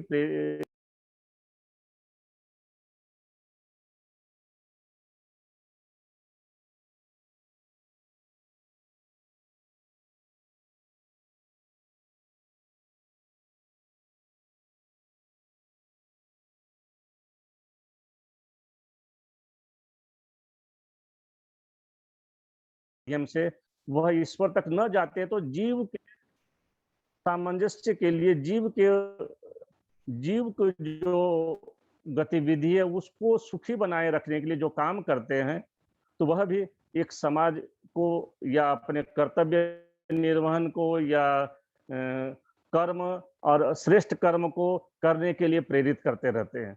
और वर्तमान में प्रकृति, क्योंकि ईश्वर, जीव और प्रकृति 3 अनादि सत्व है, और तीनों का जो रूप है में कुछ कमी है। जैसे कि ईश्वर सच्चित आनंद स्वरूप है, लेकिन जीव जो है वो आनंद से रहित है, केवल सत और चित है, लेकिन प्रकृति केवल में चित नहीं है। तो ये जो भिन्नता है, ये भिन्नता स्टेप 1, स्टेप 2, स्टेप 3, पहली सीढ़ी, दूसरी सीढ़ी, तीसरी सीढ़ी। हम ईश्वर के पास में सीधे तो नहीं पहुंच सकते, लेकिन हम प्रकृति, पेड़ पौधे, जीव जंतु, वातावरण, प्रदूषण आदि जो अग्निहोत्र है, जो हम अग्निहोत्र करते हैं, जो पर्यावरण संतुलन के लिए है, या देवताओं को उनका भाग देने के लिए, इसके माध्यम से हम जब कार्य करते हैं तो ये पहली सीढ़ी कहलाता है, जो हमें प्रतिदिन किया जाने वाला पंच महायज्ञ के माध्यम से है, क्योंकि ये नित्य कर्म के अंतर्गत आता है। और हम नित्य कर्म पंच महायज्ञ के करते हैं तो प्रकृति हमारी पहली स्टेप है, और पहली जो सीढ़ी को हम पार करते हैं तब जाकर के सत और चित, इन दोनों, यानी कि जब हम हृदय के में ईश्वर का और हर जीव जंतुओं में ईश्वर का वास देखते हैं, यानी सर्वव्यापकता महसूस करके जैसे दूसरों को जो अच्छा लगता है वही व्यवहार करते हैं। जो अपने को बुरा लगने वाला व्यवहार है जब हम दूसरे के प्रति नहीं करते हैं, तब हम दूसरे स्टेप पे, दूसरे सीढ़ी पे पहुंचते हैं, जो अष्टांग योग के अंतर्गत आता है। और तीसरा तो समाधि अवस्था, जो ईश्वर के जो अनुभूति है। तो अष्टांग योग भी इसी दिशा में, ईश्वर जीव प्रकृति, प्रकृति पहला सीढ़ी, उसके बाद में जीव दूसरी सीढ़ी, और अंतिम हमारा लक्ष्य जो होता है ईश्वर की प्राप्ति। तो जो हमारा वैदिक सिद्धांत है, हम इसको बड़े स्तर पे तो विद्वान लोग, वेद के स्वाध्याय करने वाले लोग समझते हैं, वही समझाएंगे। लेकिन हम अपने जीवन में यदि हम केवल नित्य कर्म जो किया जाने वाला पंच महायज्ञ है, उसको यदि हम अपने जीवन में पूर्णतः जो स्वामी दयानंद जी द्वारा बताया गया है, जो उन्होंने संस्कार विधि के माध्यम से और सत्यार्थ प्रकाश के माध्यम से जो हमें प्रेरित किया है, उस पे यदि हम धीरे धीरे पूर्णतः पालन करने लग जाएंगे, तो हमारा जो जीवन है वह सुखमय, वह आनंदमय हो जाएगा और वैदिक सिद्धांत का भी संरक्षण होगा। इतना ही कह के मैं अपनी वाणी को यहीं विराम देता हूँ। बहुत सुंदर अनिल आर्य जी का बहुत बहुत धन्यवाद। झारखंड से बहुत सुंदर मार्गदर्शन दिया, सभी प्रेरणा ग्रहण करेंगे, आगे भी आपका लाभ उठाते रहेंगे। अब राजदीप चौक जी आदर्श नगर से एक भजन, फिर रघुवीर शास्त्री जी फरीदाबाद से, फिर 2-3 भजन और होंगे। माता ईश्वर देवी जी हैं, राजदीप गर्ग जी हैं, सबका मौका मिलेगा। आदरणीय डॉक्टर अनिल आर्य जी एवं सभी आर्यजनों को मेरा सादर अभिवादन। प्रिय प्रवीण भाभी जी को जन्मदिन की असंख्य बधाइयां एवं शुभकामनाएं। आइए एक ऋषि का गीत, ऋषि की अमर कहानी सुनते हैं। बहुत ही प्यारा गीत है। जग में वेदों की जब तक निशानी रहे, महर्षि की अमर ये कहानी रहे, कहानी रहे। प्यारा ऋषिवर प्यारा, प्यारा ऋषिवर प्यारा। ऋण इतने हैं ऊपर हमारे, समय है सितारे। ऋण इतने हैं ऊपर हमारे, आसमां में नहीं है सितारे। जन्म 100 बार हो, ऋण से ना पार हो। जन्म 100 बार हो, ऋण से ना पार हो। याद उनकी सदा मेहरबानी रहे, मेहरबानी रहे।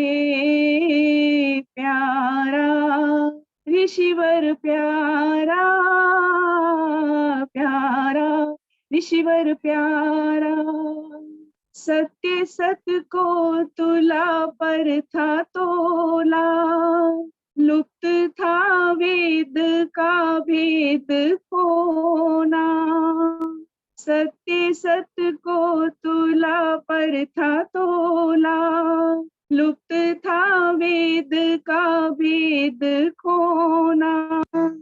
दे गए ग्रंथ खास हमें सत्य, दे गए ग्रंथ खास हमें सत्या प्रकाश। मेरे पीछे न कोई परेशानी रहे, परेशानी रहे। प्यारा ऋषिवर प्यारा,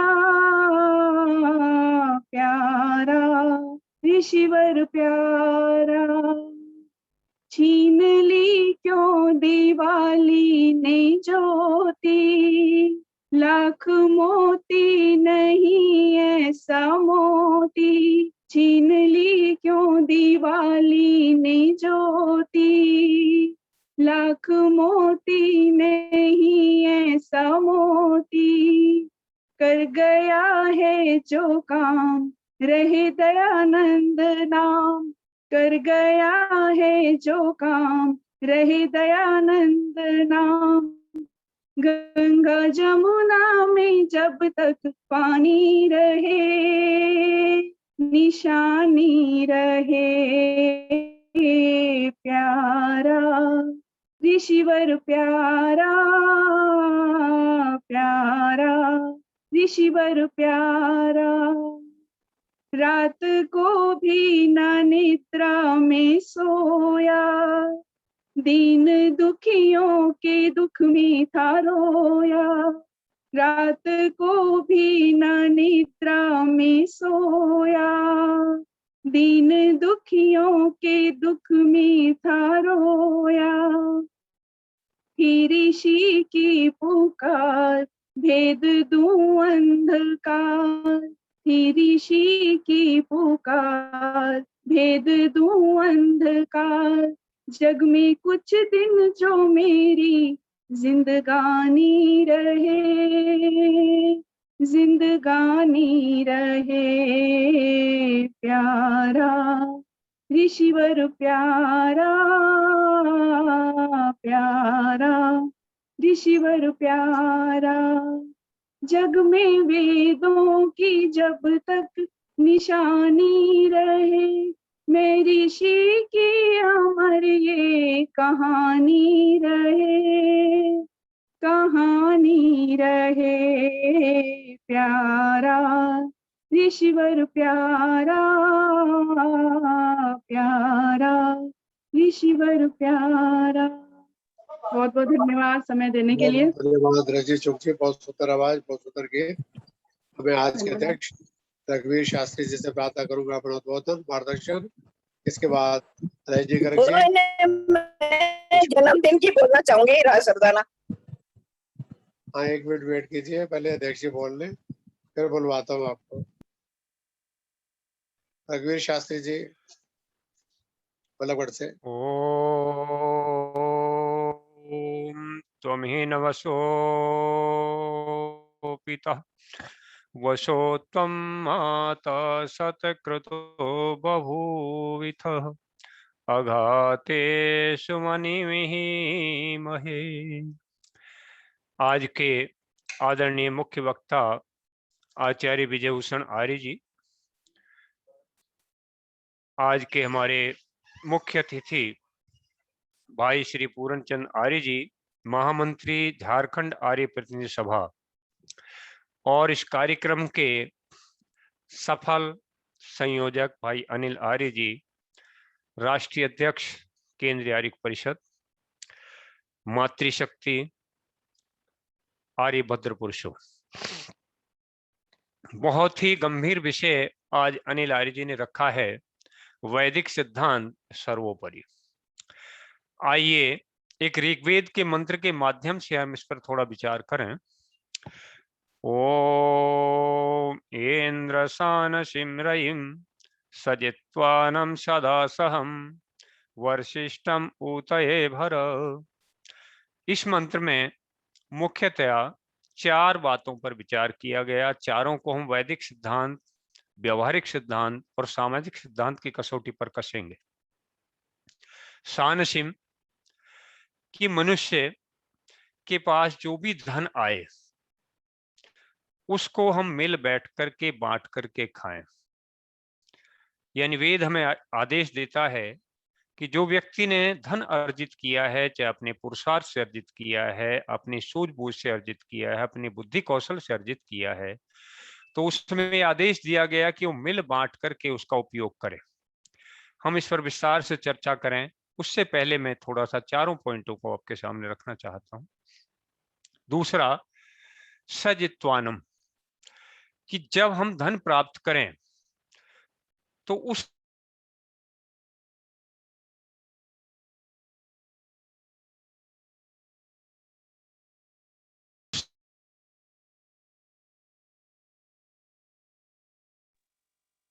शास्त्री जी आवाज बंद हो गई।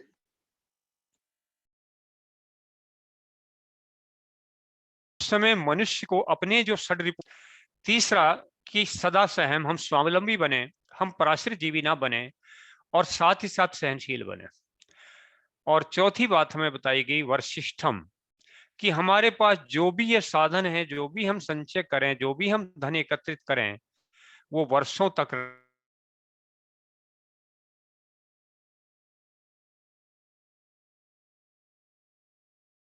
आवाज नहीं आ रही। रघुवीर जी आवाज की कट रही। रक्षा के लिए। मेरा एक फोन बीच में आ गया था, उससे कट गई। अब हम विस्तार से चर्चा करते हैं। सबसे पहली भी परिस्थिति को लेकर चलते हैं कि हमने कहा कि हमने वेद से आदेश दिया सानसिम रहीम। सानसिम हम लोग दैनिक यज्ञ करते हैं। अभी भाई पूर्णचंद जी इसके ऊपर बहुत विस्तृत चर्चा कर रहे थे। वेद क्या आदेश देता है और यज्ञ क्या आदेश देता है। ऋग्वेद में, यजुर्वेद में एक प्रश्न पूछा गया, पृच्छामि यत्र भुवनस्य नाभि, और उत्तर आया अयम यज्ञो भुवनस्य नाभि। पूछा गया कि संसार का केंद्र बिंदु क्या है, संसार किस केंद्र के अनुसार चल रहा है। उत्तर आया कि ये यज्ञ जो है, अर्थात मिलकर बैठकर बांटकर खाने की जो प्रक्रिया है, ये इस संसार का केंद्र है, संसार को चलाने की प्रक्रिया है। कैसे? आइए थोड़ा विस्तार से चर्चा करते हैं। एक व्यक्ति ने धन कमाया है और वो ये कहे कि धन मैंने अपने आप कमाया है, मैंने किसी का सहयोग नहीं लिया, तो विचार करिए नितांत असंभव है। पता नहीं हम जाने अनजाने में कितने लोगों का सहयोग लेते हैं। बहुत से लोग, जिन लोगों की आपने कल्पना नहीं की, उन लोगों के सहयोग से आपने धन कमाया। कैसे कमाया, विस्तार से चर्चा करें। मनुष्य की 3 मूलभूत आवश्यकता हैं। भूख मिटाने के लिए हमें रोटी चाहिए, तन ढकने के लिए कपड़ा चाहिए, और पैरों को बचाने के लिए जूते या चप्पल चाहिए। तन ढकने के लिए हमें कपड़ा चाहिए, चाहे वो कपास से हो, ऊन से हो, या सूत से हो, या रेशम से हो। यदि एक व्यक्ति खुद उस कपड़े को बनाएगा तो आप कल्पना कीजिए, पहले खेत में जाएगा, कपास पैदा करेगा और रेशे चुनेगा, फिर उससे धागा बनेगा, कहीं कपड़ा बनेगा, तब कहीं जाकर के तन ढकने की प्रक्रिया पूरी होगी। भूख मिटाने के लिए खेत में जाएगा, कृषि करेगा, कोई भी अनाज पैदा करेगा, फसल बोएगा, बीज की सुरक्षा करेगा, कढ़ाई उसकी जो जुताई करेगा, सिंचाई करेगा, काट कर खलिहान में लाएगा, कहीं जाकर के खलिहान में आकर के अनाज को बैलों की सहायता से निकालेगा, आटा बनाएगा, और आटा बनाने के बाद भी कितनी लंबी प्रक्रिया है, तब कहीं रोटी बनेगी और पेट की आग शांत होगी। इसी प्रकार तीसरी प्रक्रिया पर चर्चा करें हम कि पैरों के जूतों के लिए क्या हर व्यक्ति जूते चप्पल बनाने का निर्माण कार्य कर सकता है। तो एक निष्कर्ष निकल के आया कि हमने बहुत लोगों के सहयोग से अपने जीवन को चलाया, और उन लोगों के सहयोग से हमने जीवन को चलाया तो उनका भी हमारे पुण्य कमाई में कहीं ना कहीं हिस्सा बनता है। वेद ही हमें आदेश देता है, और ये वैदिक सिद्धांत है, आप कसौटी पर कसेंगे अभी आगे चलकर हम इसको। वेद हमें यही कहता है कि त्याग करो, क्योंकि त्याग का फल है सुख और वियोग का फल है दुख। अभी आचार्य जी ने विस्तार से बताया था। और यदि हम उपनिषद की भाषा में कहें, शेनवत दुखी भवति सुखी भवति त्याग वियोगाभ्याम। जैसे एक पक्षी, कल्पना करिए, उसके मुंह में एक छोटा सा टुकड़ा है, अपनी मर्जी से उसको छोड़ देता है, डाल देता है, कोई पश्चाताप नहीं होगा, कोई दुख नहीं होगा, उसे एक संतुष्टि मिलेगी। लेकिन उसी पक्षी के मुंह में से वो टुकड़ा यदि कोई दूसरा पक्षी झपटता है, छीनता है, तो उसे कितना कष्ट होगा। यही वियोग था और यही वियोग का दुख था। अब इसको दूसरे रूप में लेते हैं कि हमने ईश्वर से मांगा, और मांगने वाला संसार में सबसे तुच्छ प्राणी माना गया है।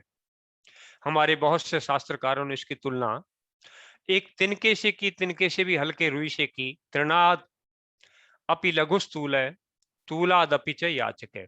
बहुत छोटी सी कल्पना देखिए आप, कितनी उत्प्रेक्षा की है कि तिनके से भी हल्का कपास, और कपास से भी हल्का मांगने वाला होता है। और उसके साथ विडंबना देखिए, आगे कवि की कल्पना देखिए।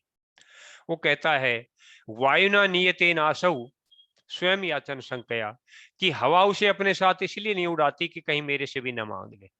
लेकिन अब इसका दूसरा पक्ष देखिए, यदि हम मांगे नहीं तो ये संसार कैसे चलेगा। हम और आप ईश्वर से रोजाना मांगते हैं, तो अब इसमें पक्ष और विपक्ष पर विचार करिए कि वहां हमें मांगना है अपने जैसे प्राणी से नहीं मांगना, हमें मांगना है उस परमेश्वर से जो आचार्य श्री बता रहे थे कि जो संसार का सर्वत्र व्यापक भरण पोषण करता है, हम उससे मांगे क्योंकि वो समर्थ है और पिता पुत्र को दे सकता है और पुत्र पिता से ना मांगे तो कहां से मांगे। अब क्यों मांगे, किस लिए हम मांगे, इस पर चर्चा करें।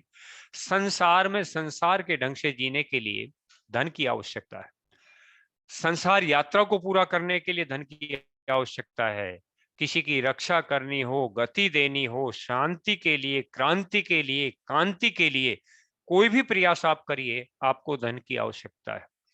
और दूसरे शब्दों में कहें तो धन के बाद चार आपके तत्व हैं, धर्म के बाद अर्थ का स्थान है, ठीक उसी प्रकार दूसरी भाषा में कहें भगवान के बाद धन का स्थान है। क्यों है? क्योंकि धन के बिना ये जीवन यापन असंभव है। अब जो मैंने आपसे कहा था कि इसको कसौटी पर कसते हैं कि वैदिक सिद्धांत कि मिलकर के बांट करके दूसरों को उसका हिस्सा दे करके आप खाइए तो सुखी रहोगे, संपन्न रहोगे, ये वेद संदेश देता है। कम्युनिज्म का सिद्धांत भी यही कहता है, थोड़ी देर के लिए मानिए, वो भी तो ये कहता है बांट करके खाओ, लेकिन दोनों में अंतर क्या है? कम्युनिज्म का सिद्धांत कहता है कि जो व्यक्ति ने कमाया है उसको केंद्र में ला करके रख लीजिए और एक केंद्र ऐसा बनेगा जहां से सबको बराबर मात्रा आवश्यकता के अनुसार दे दी जाएगी। लेकिन वेद हमें क्या आदेश देता है? वेद व्यक्ति की स्वतंत्रता को कहीं उसमें हरण नहीं करता।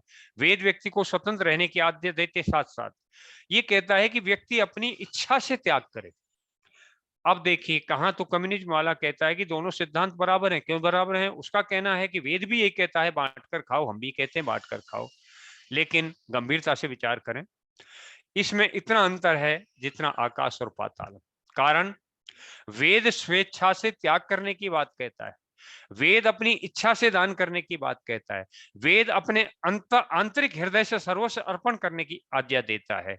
लेकिन कम्युनिज्म क्या कहता है कि आपसे जबरदस्ती अपहरण किया जाएगा, और जबरदस्ती अपहरण किया जाएगा तो ना तो कर जिसने पैदा किया है, जिसने अपने पुरुषार्थ से इकट्ठा किया है, ना उसको नाम मिला, ना उसके काम का यश मिला, ना उसे उसका प्रतिफल मिला, और वो दूसरों के पास पहुंच गया। तो वैदिक सिद्धांत कहता है कि बांटकर खाओ, लेकिन स्वतंत्रता के साथ, अपने पुरुषार्थ के साथ, अपनी इच्छा के साथ त्याग करके खाओ। और यही वैदिक सिद्धांत आज सर्वोपरि होकर के सर्वमान्य है। आप इस पे विचार करें गंभीरता से। अब हम विचार करते हैं सहजित्वानम, वेद ने हमें क्या आदेश दिया और आज वास्तव में सांसारिक कसौटी पर उसे कसिए। थोड़ी देर के लिए हम उस पे आ जाते हैं। कहता है कि अपने आप को जीत करके, अपने दुर्गुणों को जीत करके इसका उपयोग करो, संसार का उपयोग करो, सांसारिक सुखों का उपयोग करो। हमारे 6 आंतरिक शत्रु माने गए हैं, काम, क्रोध, लोभ, मोह, मद और मात्सर्य, जिन्हें शास्त्रीय भाषा में षड्रिपु कहते हैं। अब काम से अर्थ सामान्य भाषा में जो हम लेते हैं, आचार्य जी ने बहुत विस्तृत व्याख्या की थी। आचार्य जी ने व्याख्या की थी कि इच्छा, और यहां भी काम की जो अर्थ है वो इच्छा ही है। जब व्यक्ति के पास धन और ऐश्वर्य इकट्ठा होता है, इच्छाएं अपरिमित अनंत मन में पैदा होने लगती हैं। वेद वही बात हमें कहता है कि अपनी इच्छाओं को जीतो, इच्छाओं को नियंत्रण में रखो, आवश्यकता की पूर्ति करो, आवश्यकता से अधिक संग्रह मत करो। दूसरा क्रोध, अब एक परंपरा बन गई है और क्रोध को वीरता का परिचायक माना गया है। लेकिन वेद क्या कहता है? वेद की भाषा में क्रोध रौद्र रस का रूप है। क्रोध वीरता का परिचायक नहीं है, उत्साह वीरता का परिचायक है। बड़े सरल शब्दों में यदि हम इसकी व्याख्या करें तो सीधा अर्थ यह निकलता है कि यदि किसी विनाश से बचाने के लिए, किसी दुर्गुण से बचाने के लिए, किसी अत्याचार से बचाने के लिए हम कोई उत्साह से कार्य करते हैं तो वो वीर रस है, वीरता है और वीरता का कार्य है। लेकिन किसी दुर्बल को सताने के लिए, दुर्बल को अपमानित करने के लिए हम मान लीजिए अपना रौद्र रूप दिखाते हैं तो वो क्रोध की पराकाष्ठा है। तो सीधी भाषा में अंतर आया कि अत्याचार का विनाश करना वीरता है और अत्याचार को प्रबल बढ़ावा देना क्रोध है। इसी प्रकार से आगे चलते हैं मद, अहंकार। आदमी के पास जब ऐश्वर्य इकट्ठे होते हैं तो हमारे अंदर ये दुर्गुण पैदा होते हैं। तो वेद हमें क्या आदेश देता है कि इन दुर्गुणों से बचो। इसी प्रकार से लोभ, कितने हमारे अंदर आकर्षण, संसार के आकर्षणों को इकट्ठा करने की इच्छा पैदा हो जाती है। अब प्रश्न पैदा होता है कि हम सब एक जैसे नहीं होते, लेकिन वेद वहां बहुत सुंदर आदेश देता है कि हमारे पास दो हाथ हैं व्यक्ति के पास, समम चिद हस्तौ न समम विवर्ते। दो हाथ हैं लेकिन दोनों हाथों में बराबर शक्ति नहीं है। सममात्रा चिन्ह काम समम न दुहाते। एक गाय की दो बछड़ियां हैं लेकिन दोनों समान दूध नहीं देती। तो मैं जो कहना चाहता हूं कि हम सब अलग अलग हैं, हमारी कार्य क्षमता अलग अलग है। क्योंकि एक प्रश्न पैदा होता है कि हम ये कर सकते हैं, एक व्यक्ति ने अरबों कमाया, एक नहीं कमाता। ये कार्य क्षमता के अनुसार किए जाते हैं। ईश्वर ने वो हमें शक्ति और सामर्थ्य दिया है।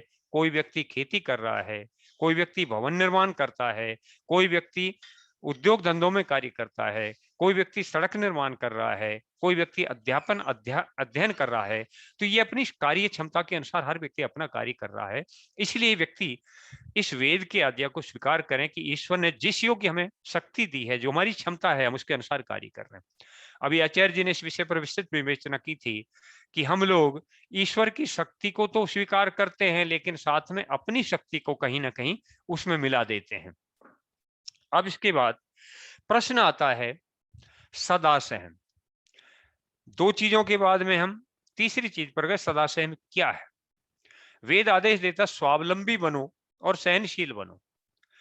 और आज विचार करें, हम लोग कितने पराश्रित हो गए हैं। पराश्रित कैसे हो गए हैं? जिस व्यक्ति के पास थोड़ा सा ऐश्वर्य आ गया, जिस व्यक्ति के पास थोड़ा सा धन आ जाता है, जिस व्यक्ति के पास थोड़े से साधन आ जाते हैं, वो पूर्णतया पराश्रित हो जाता है, नौकरों पर आश्रित हो जाता है, छोटे छोटे कामों के लिए दूसरों का मुंह ताकता है। लेकिन वेद ऐसा नहीं कहता, वेद इसका निषेध करता है। वेद कहता है कि अपने कार्य को अपने आप करो। क्यों? वहां एक महर्षि दयानंद की भी एक बहुत सुंदर व्याख्या है। आप यदि बहुत अधिक महत्वपूर्ण कार्य में संलग्न हैं तो आपको दूसरे की सेवा लेने का अधिकार है, वो भी केवल कार्य क्षमता के आधार पर, न कि पैसों के आधार पर। अब प्रश्न है, इसको विचारिए, आप व्यवहारिक धरातल पर आइए, अपना पिछला इतिहास आप देखिए। यदि रामचंद्र, लक्ष्मण और सीता पूर्ण ऐश्वर्य के साथ जीवन जीते तो क्या 14 वर्ष के वनवास का दुख झेल सकते थे? यदि वो आपके हमारी कल्पना के अनुसार सुखों का भंडार होते और सुखों को भोगते तो कहां दुखों का इतना जीवन, वन का जीवन, इतना कांटों से भरी हुई जीवन की जो डगर थी उसे पूरा कर पाते। महाभारत काल में यदि पांडवों का जीवन पराश्रित होता, यदि वो लोग नौकरों पर आश्रित होते, यदि लोग पूर्णतया सुख में डूब गए होते, तो कैसे अज्ञातवास बिताते? कैसे द्रौपदी अज्ञातवास में एक सेविका का कार्य धर्म पूरा करती? तो हमारा इतिहास प्रेरणा हमें देता है कि कभी भी अपने ऊपर दूसरों को आश्रित मत होने दो, स्वयं दूसरों पर आश्रित मत बनो, अपने ऊपर आश्रित रहो, स्वावलंबी बनो, सहनशील बनो और अपने कार्यों को अपने आप करो। ये वैदिक सिद्धांत है और आप व्यवहारिक जीवन में इस वैदिक सिद्धांत को अपना करके देखिए। आज का जीवन यही कहता है या नहीं कहता है कि जो व्यक्ति स्वयं पर आश्रित है, जो व्यक्ति स्वयं अपना काम करता है, वो ज्यादा सुखी है, और जो व्यक्ति दूसरों पर आश्रित है वो व्यक्ति दुखी है। अब हम आगे बढ़ते हैं। वर्शिष्ठम, अब सबसे सुंदर जो कल्पना है, सबसे सुंदर जो वैदिक सिद्धांत है वो ये कि ईश्वर जो तूने मुझे दिया है, जो मुझे प्राप्त हुआ है, बहुत वर्षों तक रहे। क्यों रहे और कब रहे और कैसे रहे? यदि आप पुण्य कर्म के द्वारा, अच्छी भाव के द्वारा, अच्छी भावनाओं के द्वारा अपना अर्थ कमाओगे, अपने जीवन को चलाओगे, तो निश्चित मान के चलें कि हमारा जीवन और हमारे जीवन के ऐश्वर्य चिरस्थायी होंगे। लेकिन पिछला इतिहास उठा करके देखें, जितने लोग राजसी तामझाम में डूब गए, जितने जितने लोग राजसी ऐश्वर्य में डूब गए वो सारे के सारे रजवाड़े विनाश की ओर चले गए, सबका विनाश हो गया। और यदि इसकी कसौटी कसनी है तो महर्षि चाणक्य ने तो एक छोटी सी इसकी कसौटी दी है। वो कहते हैं अन्याय उपार्जितम वित्तम 10 वर्षानि तिष्ठति। कितना छोटा सी उन्होंने कसौटी दी, कितनी छोटी सी व्याख्या है कि अन्याय से जो हम धन कमाते हैं वो केवल आपके पास 10 वर्ष तक टिकता है। प्राप्ते तु चैकादशे वर्षे समूलस्तु विनश्यति, कि जैसे ही 11वां वर्ष लगेगा वो धन भी नष्ट हो जाएगा और धन वाले को भी नष्ट कर देगा। कहने का भाव वेद का सिद्धांत, वैदिक सिद्धांत जीवन में हम अपनाएंगे तो जीवन हमारा सफल होगा, जीवन हमारा सदैव चिरस्थायी होगा। और वैदिक सिद्धांत आप आदि काल से लेकर सृष्टि काल से लेकर प्रलय काल तक देखिए, यही सिद्धांत सर्वोपरि हैं, यही सिद्धांत सनातन रहेंगे हैं। व्यवहारिक जीवन में कहीं भी आप कसौटी पर कसेंगे यही सिद्धांत आपको दृष्टिगोचर होंगे। इन्हीं शब्दों के साथ ओम सम सभी का बहुत बहुत धन्यवाद।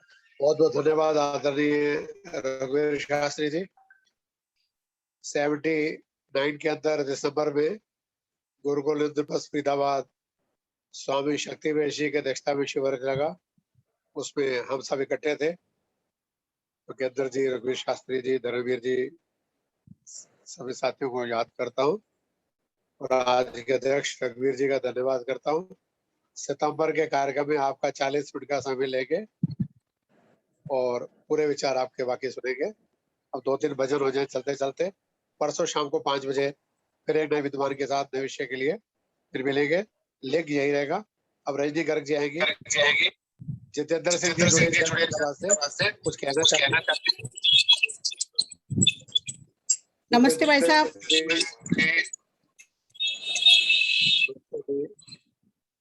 और रजनी गर्ग जी। नमस्ते भाई साहब,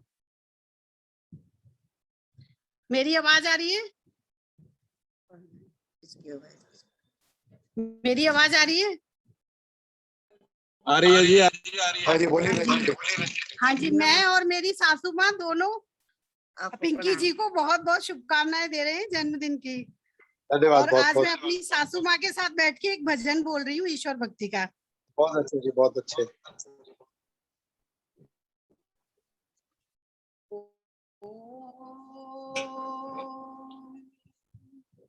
मुझे आसरा है प्रभु बस तुम्हारा, मुझे आसरा है प्रभु बस तुम्हारा। तुम्हें छोड़ अब कौन का लूं सहारा, तुम्हें छोड़ अब कौन का लूं सहारा। मुझे आसरा है प्रभु बस तुम्हारा। मेरे घोर मानस भवन में है छाया, मेरे घोर मानस भवन में है छाया। करो दूर अपनी परम ज्योति द्वारा, मुझे आसरा है प्रभु बस तुम्हारा। हृदय कुंज उजड़ा हुआ फिर हरा हो, हृदय कुंज उजड़ा हुआ फिर हरा हो। बहा दो जो तुम स्नेह की बारी धारा, मुझे आसरा है प्रभु बस तुम्हारा। मुझे आसरा है प्रभु बस तुम्हारा। कहेगा तुम्हें कौन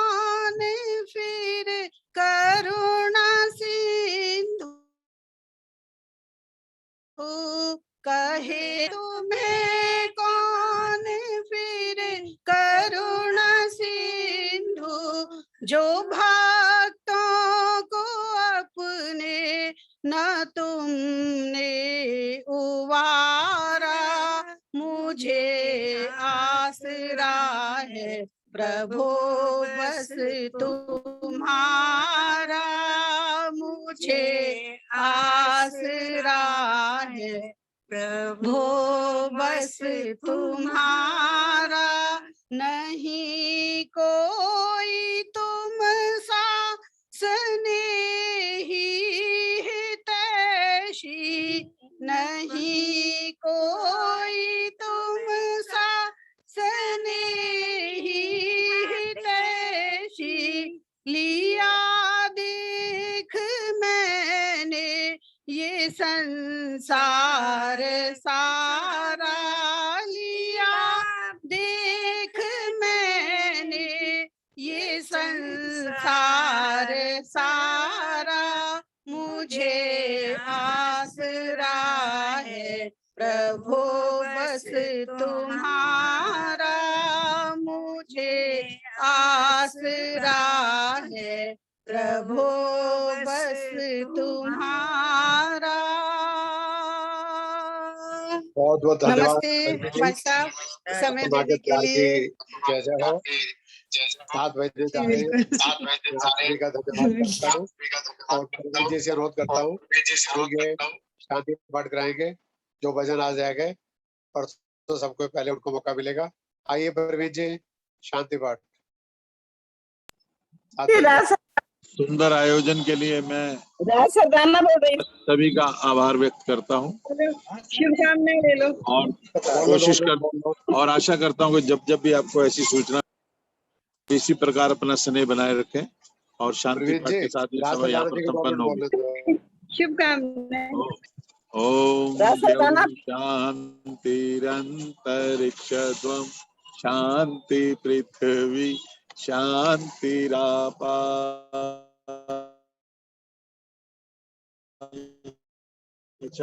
शांतिरौष शांति वनस्पतयः शांतिर्विश्वे देवा शांति ब्रह्म शांति सर्वद्वं शांति शांतिरेव शांति सामा शांतिरेधि।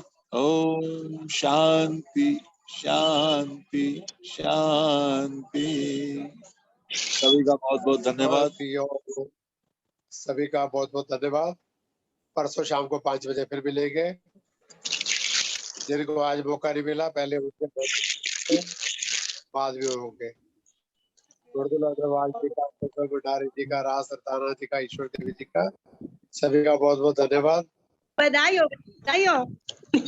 धन्यवाद। रिकॉर्डिंग भारी हो जाती है, मेरे यूट्यूब पे जाने में दिक्कत आती है। 2 घंटे हो गए। बहुत बहुत धन्यवाद। अनिल जी, परवीन जी को अनिल बधाई दे देना। पिंकी जी को बहुत बहुत मुबारक के बच्चे। गॉड ब्लेस हर। धन्यवाद जी, गॉड ब्लेस सर यार। बहुत नमस्कार जी, नमस्कार। परवीन जी को बधाई दे देना। ठीक है जी, धन्यवाद। मैं